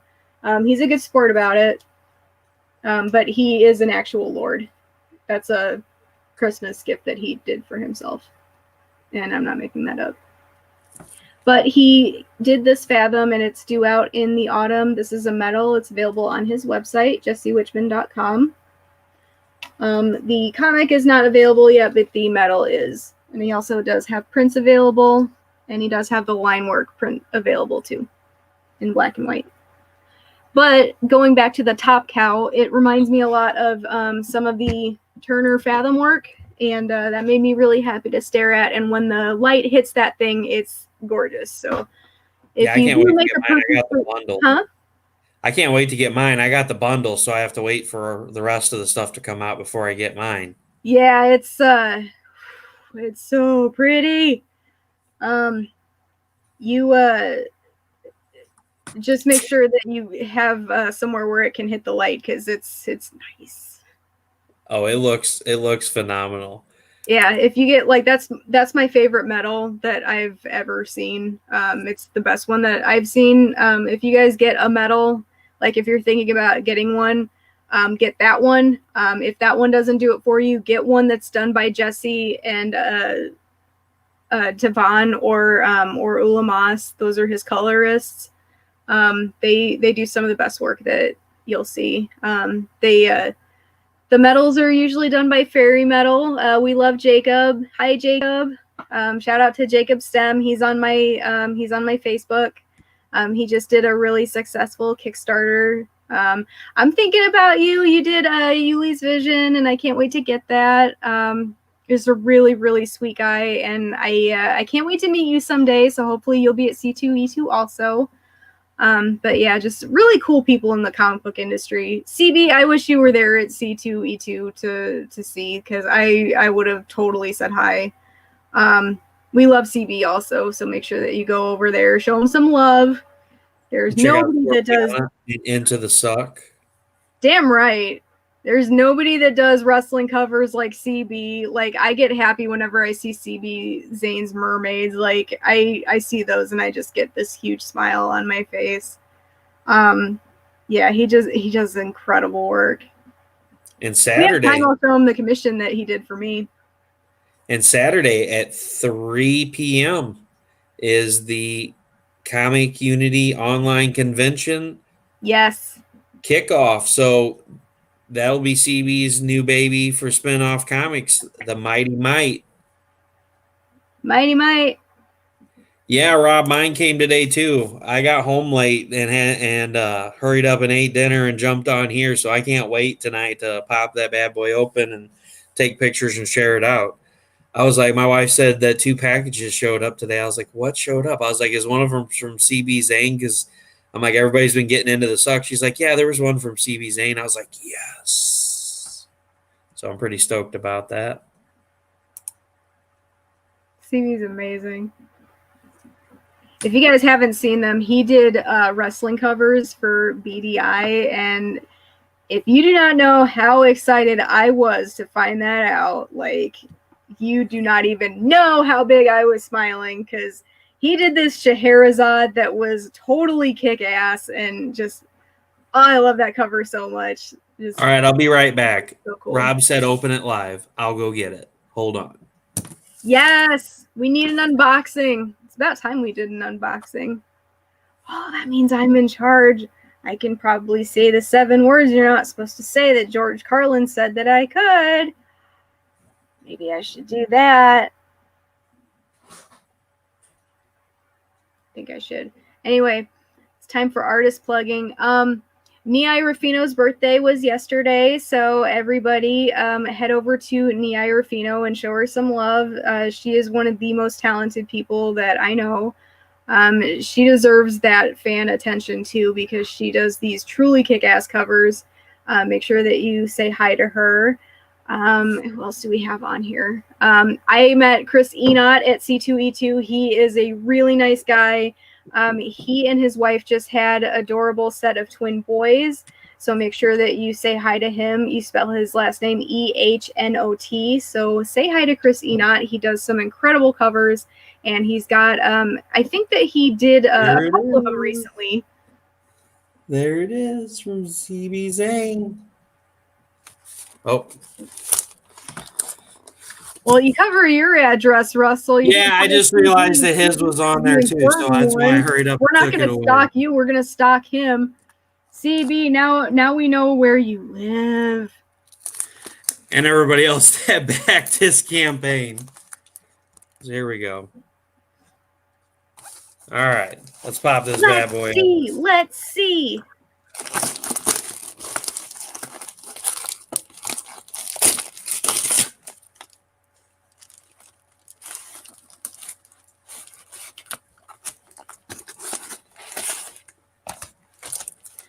CB's like typing all of this excited stuff, and reality is probably like, whoa.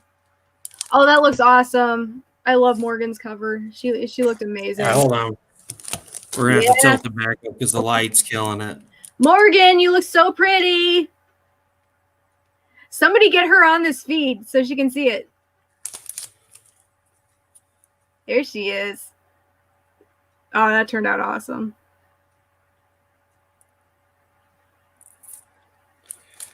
And are you ready for it? Where's Steph Wilson at? Yeah. We love Steph.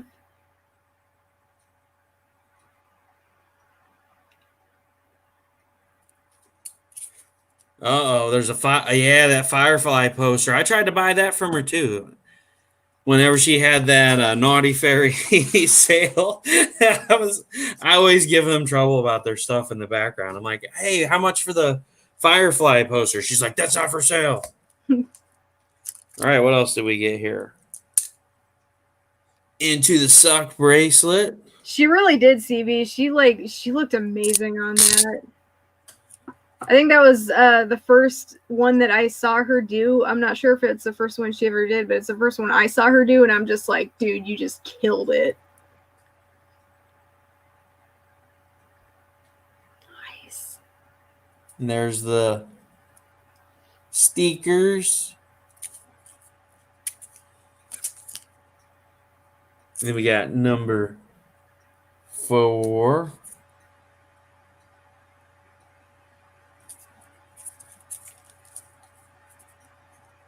Number 3. That looks really cool. I like that a lot.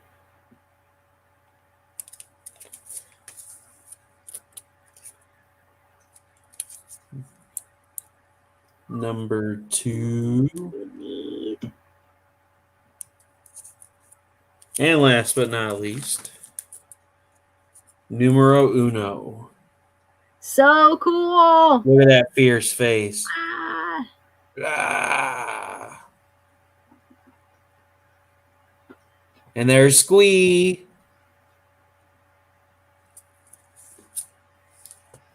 Damn, CB. Way to raise the bar for everybody else. So there you go. CB Zane package has been unveiled. Did you open yours yet, Rob?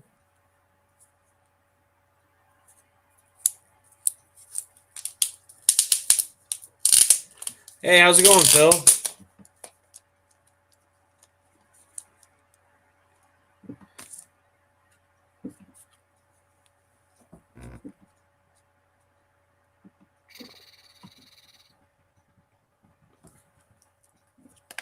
And there's the Squee.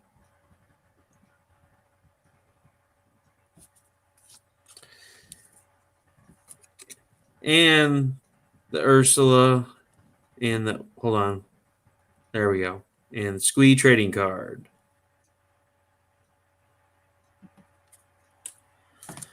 Thank you, CB. I look forward to reading them. And I look forward to getting this bad boy framed up. Add to my Steph Wilson collection. My wall's going to fall over with all those heavy racks hanging.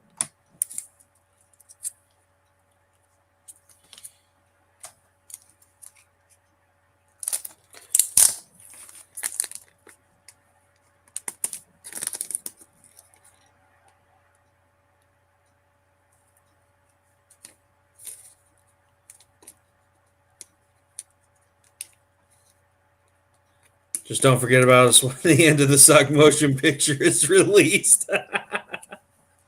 No, not yet. Wait until tomorrow. That's cool, Rob. I see how it is. Make me open yours so you can see it. Lazy bum. That's it. You're fired. Did somebody tag Morgan in so she could see her cover? If she is here, I'll show it again. I don't know. I don't have my phone up again, so I can't see when people join. And Z-print.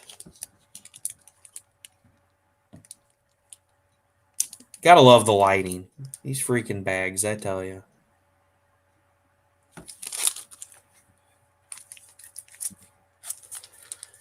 So yeah, I got a whole bunch of Kickstarters coming eventually. Hopefully Scorpiana will be coming soon. And then we've got Naughty Fairies. I think Wendy said it's going out next week earlier in the comments, so I'm pretty excited about that. And then I got a Teddy Bear Tales coming, which I'm pretty excited about that for the kids. It looks really good. And Lily the Demoness, Chapter 4, Yes. Mr. Luis Torres in the house. So I will definitely do a live unboxing when I get that, sir. And yours as well, Wendy. Although I may have to be careful. I think there's some NFSA covers in there. That'll explode when you unwrap Wendy's. It's got to go through like checks from TSA. Just because like one bonus package from Wendy's is like that big.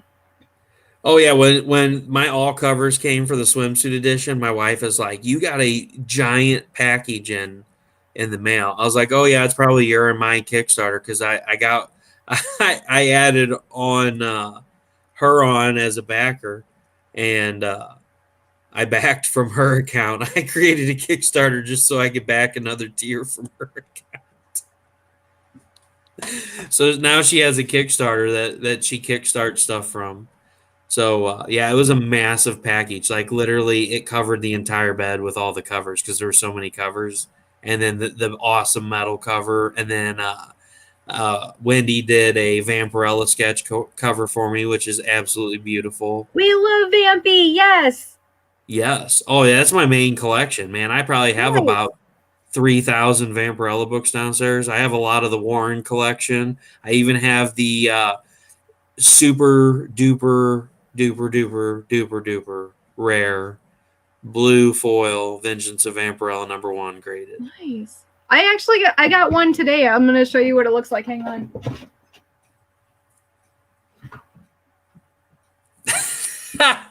There's Jesse Witchman. Uh-oh. Yep, somebody paged the wild man. He must have been busy renovating the bathroom. That stuff blew up again. Bill has been making stretch goals. They are amazing. Oh, hold on. Let me put this on full screen. Oh, yeah, that's beautiful. Yeah, Ian McDonald, number 10.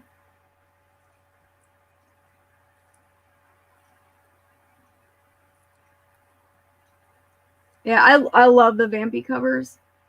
The stories are good too, but like I see the covers and I'm just blown away. And actually, if you give Lord Witchman an apology, he might show you his that he has done.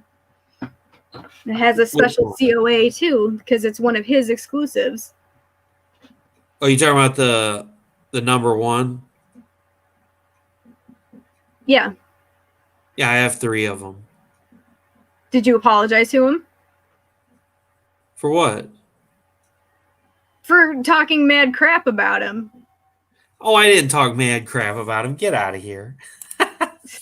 Replay the tape.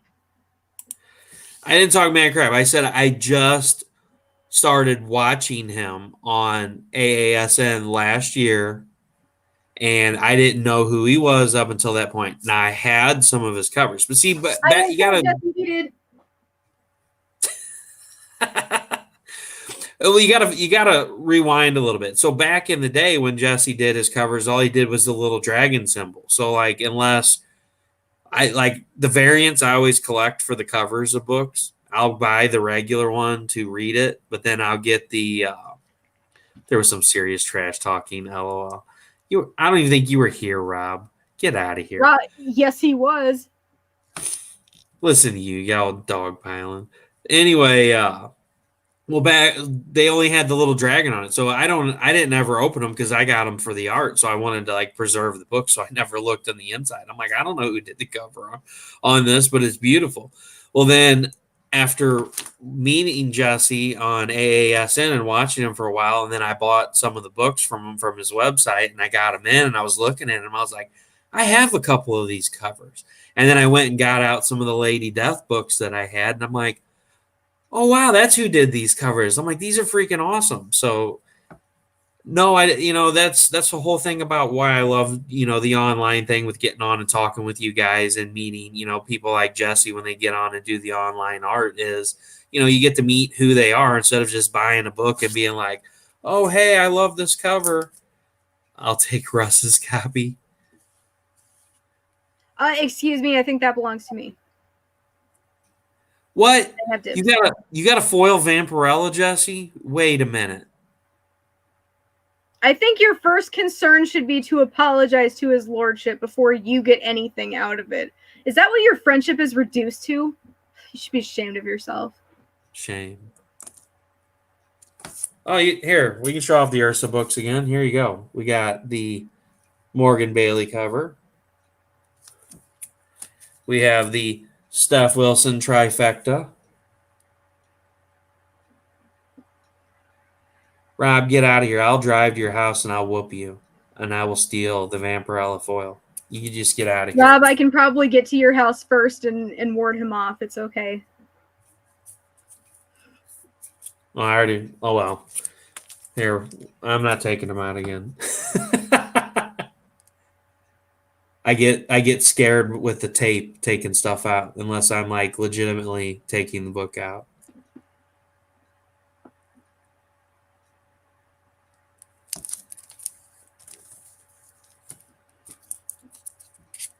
Your Excellency, did you have a show tonight?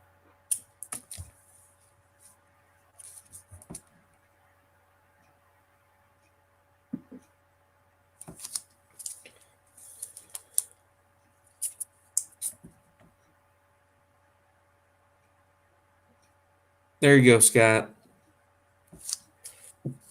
Oh, and last but not least. That's a good one.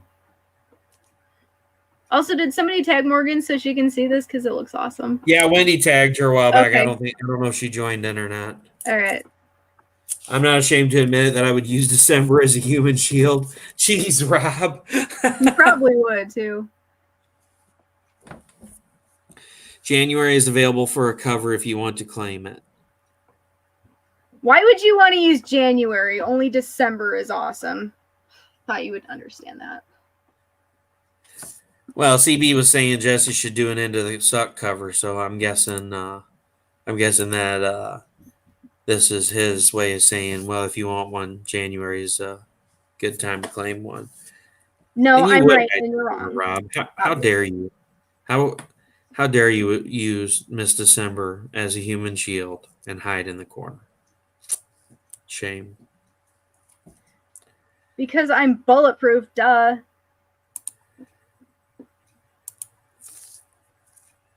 Short show, just an hour, dropped princesses versus zombies.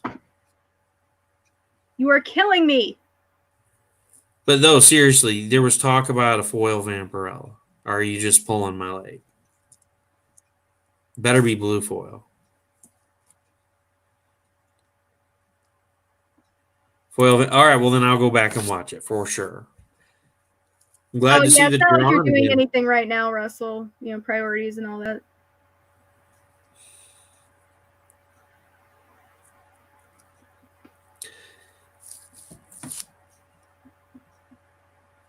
CB claim it before Lily the Demoness does. Oh, now it's going to be a fight out.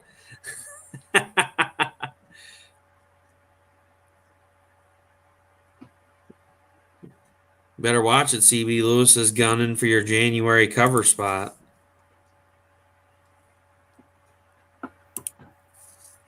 Halofoil.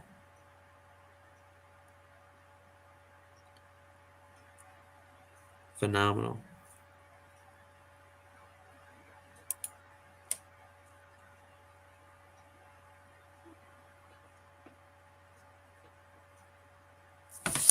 But back to what we were saying, yes, I met Jesse Witchman at C2E2 in Chicago this past year. He's one of the many indie artists that I did meet this year. Among them was Natalie Sanders. There was also Ryan Kincaid, Chris Enott. Let's see, who else was there? Oh, Shannon Mayer was there. Becky Fuller was also there. And there was just like a ton of people that were on the roster that you now see me promote everywhere on Facebook. Really good-hearted people that you probably see me promote like every single day. And I encourage you all to go to their various websites and show them some love. Give them a ton of traffic. Really, really good people that have amazing art. And I guarantee you, you don't want to live without it. Some of which you've already seen on this show tonight. Steph Olson was not there. I wish he could have been there, and he wishes he could have been there. But you can see some of his art on my page. I know I post that a lot too.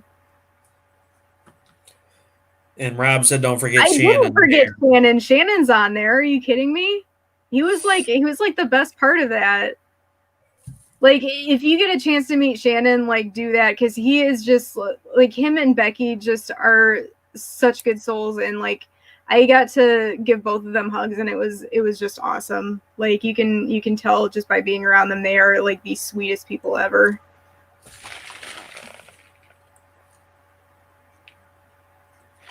That's like Ryan and Shannon Kincaid. They are awesome people too. I didn't get to meet Shannon. I'm sad that I didn't, but I did get to meet Ryan, and he came off like that too. So I'm glad that I did. Yeah, they were super. I met Sora. I did get to meet Sora, and that was awesome. She talked with me for like 10 minutes, and she was just really, really cool. That was amazing. Who is the Steph Wilson guy you speak of? Never heard of him.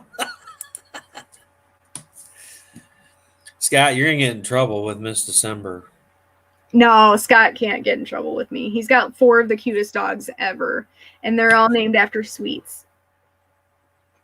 Yeah, Shannon and Ryan are awesome people. So when I met them at C2E2 last year for the first time, and it's crazy that I've never met him before because he's down at Columbia Con off and on every year, like into summer, beginning of fall, they have a small con in Columbia, which is like an hour and a half, 2 hours from me, depending on which end. And he lives in Kansas City, so he doesn't live that far from me. But we ended up. I went and got a bunch of Vampirella signed by him at C2E2, and Roderick was with me, and it was actually the day of his birthday, and of course, so he's telling everybody, and I'm like, up there, I'm like getting these Vampirella signed, and I'm just chatting with Ryan. Well, he was over there telling Shannon, he's like, "Today's my birthday. I'm 4," and she's like, "Oh, that's really cool." She's like, "Well, here, have a print," and so she gave him one of Ryan's prints, and like it totally made his day. And he was so excited. He was just like, "Thank you, thank you." And then she ended up giving him a Marvel and a DC print.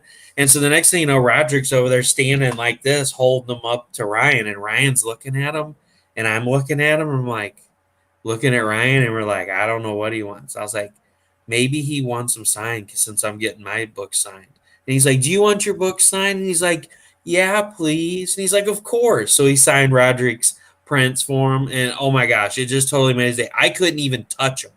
Like, he would not let me hold him. He wouldn't let me carry him. He wouldn't let me touch him. He was like so proud of these prints, and it really made his day. And it's really awesome to have people that are just nice like that. And it's just one of the con stories that I like to tell people about how nice, the indie creators are. I mean, there's not a lot of people that do stuff like that, and it's just really great. They're really great people, and I had a great time talking to them. And it's not even just that. The next day I bumped into him at the CGC where you had to pick up the books. It was in a special room, and I went in there to pick up my books, and he's like, "Hey, how did your books, do?" And so I got my books out and showed him, and it's like he remembered who I was the next day, even though we only chatted briefly for 20 minutes. And and that's what it's all about in the indie comics industry, is making relationships. It's like what I said on CromCon. Somebody will, I was talking about doing these shows, and everybody's like, "Oh, well, everybody goes. The reason why you have problems with people wanting to book shows is because you don't have 300,000 followers." And it's like, I know I don't have 100,000 or 1,000 followers. I have, 150, 200 people that follow me, but they're people that I know, people that I have relationships with. And that's worth more to me than having 100,000 followers, because these are people that I interact with on a daily basis, whether it be in, chat. We send each other messages through Messenger, or, drop in funny posts on, Steph's page, or, just we interact all the time, whether it be in the live sales. And that to me is worth more than having 100,000 followers. We all interact, we all work together, we all promote each other, and that's what it's about to be indie. It's nice we have a community of good people with no egos except mine. Danny said Steph Wilson is likely putting the boobs down. I So don't think the boobs that he draw could go down. They're usually elevated. yeah, more normal size, like Wendy says. You know. No, I had a similar experience with Jesse recently. Like I had told him that my brother really likes Power Girl. So my last order that I had from him, he put in these prints that he had done a while ago, like copies of line work that he had done of Power Girl, and he put them in there for my brother for his birthday, and like it just made his whole face light up. Like everything I got him for his birthday, it just paled in comparison. Like, and I got him some cool shit too. Like I got him a Power Girl 27, and those things are damn impossible to find. Like I'm not like a huge comic book collector like some people are. Like I buy what I like, but I got him that for his birthday, and he didn't even react the way that he did when he opened those prints from Jesse, because like he loves Jesse's artwork. Like he loves the detail he puts into it, and he like you know how you have like there's like lines and lines of people that you go to C2E2 and see. Like I had to like I waited behind one person to see Jesse, and he talked to everybody like equally, like they were, you know, normal people, and he was still able to like sneak in a surprise for like one person's sibling, and it was like the coolest thing ever. So I hope that the industry doesn't change people that are already nice like that, and I hope that that people are still like that despite the virus, because that was like the coolest thing ever.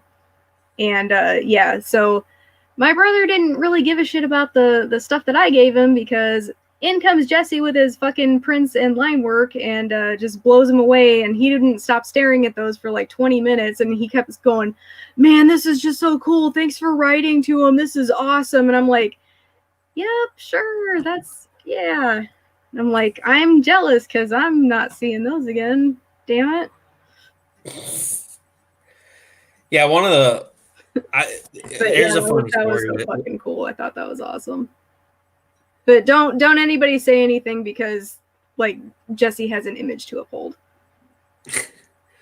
Well, I was one of the cool Jesse stories that I have. So last year, sometime, I was at work, and see that's a lot of the reason why I never seen Jesse's work is because he used to go live during the day. Last year, it was in the afternoon, and I remember it. I was in Jeff City, and I was at the Chevy dealership down there delivering product, and Jesse was on, so I was watching the show, and he was doing a Juggernaut cover, one of those blacked out covers with a Juggernaut with gold ink, Oh yeah, and okay, yeah. I was super stoked. I really wanted it, and I thought it was sold already. He said, "I'll send you a line art GFT 83, maybe." I don't know if he's talking to you or me. I think that after this story, you might need a line work. I think that Jesse, I didn't. Did you do a Darth Vader, something similar to that, like what Russell's talking about? I want to say you did a Darth Vader with the black and gold. Yeah, he did the Darth Vader one too. That was the Yeah. one that came back with the dirty back cover, so he blacked it out and sent it back in.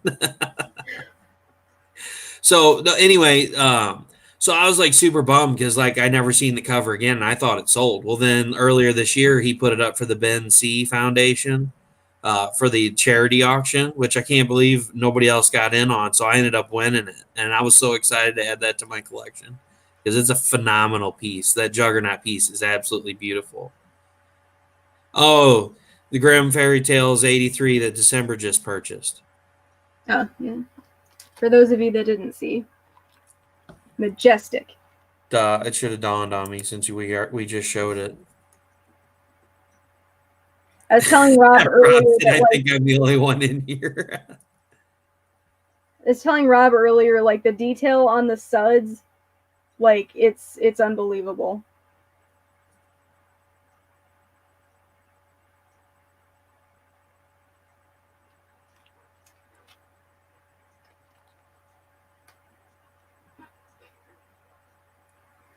If you would like me to brag about your artwork, just let me know and I will have it ready for any of my live appearances. I will gladly talk about you. I totally Yeah, will. yeah. Jesse said, yeah, he did that one. It was metallic red, though. It wasn't gold. And then Rob said, I heard there's a bidding war on that book. Yeah, there was, Rob. Thank you for that. For bringing that up. Shame. It was a very, very tough night for me. And I ended it in sobbing horrifically. Hey, but you got the book, right? Yeah, I did.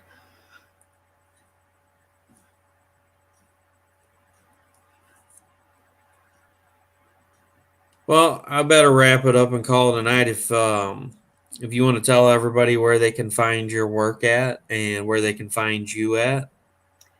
You can find me at decemberlace.blogspot.com. I am also at facebook.com/MissDecember32.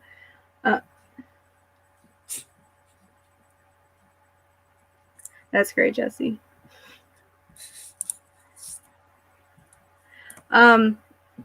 You can also find me on Twitter and Instagram at the Miss December. For everybody that wants to check out my poems, you can do that on my Blogspot page. Anybody that wants to check out my wrestling, you can do that by searching for me on YouTube. You can usually find me against the Angel at PCW, or you can just hit me up at Facebook, and then I can just send you links to it.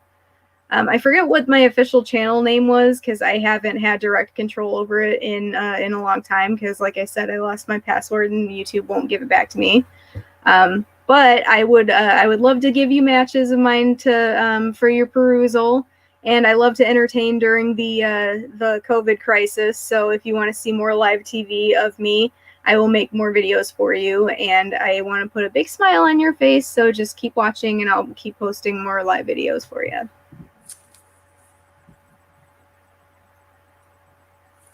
I love you, CB. You're awesome. Yeah, keep thank you, doing your CB. I Monday really shows. appreciate it.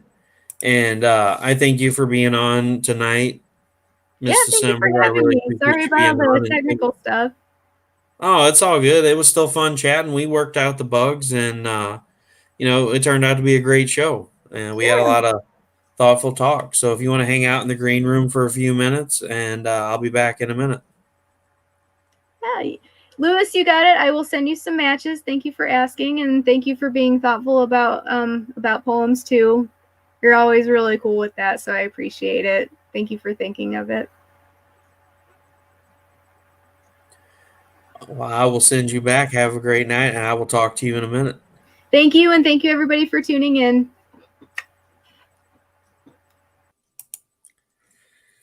All right, guys. Thanks a lot for being here tonight. I apologize for the technical difficulties at the beginning. We worked it out. We struggled through, but we made it. So it's definitely a good night. I appreciate you guys being here. Sorry about the no shows last week. Hopefully things will pick up again soon. Um, hoping for good news tomorrow. So I appreciate you guys being here. This was a lot of fun. Had a lot of fun showing off CB's Kickstarter coming in today. Beautiful work. I look forward to reading them. And I will see you guys on Sunday, I believe, or on Thursday on Steph's show. So have a great night, and I will see you guys later.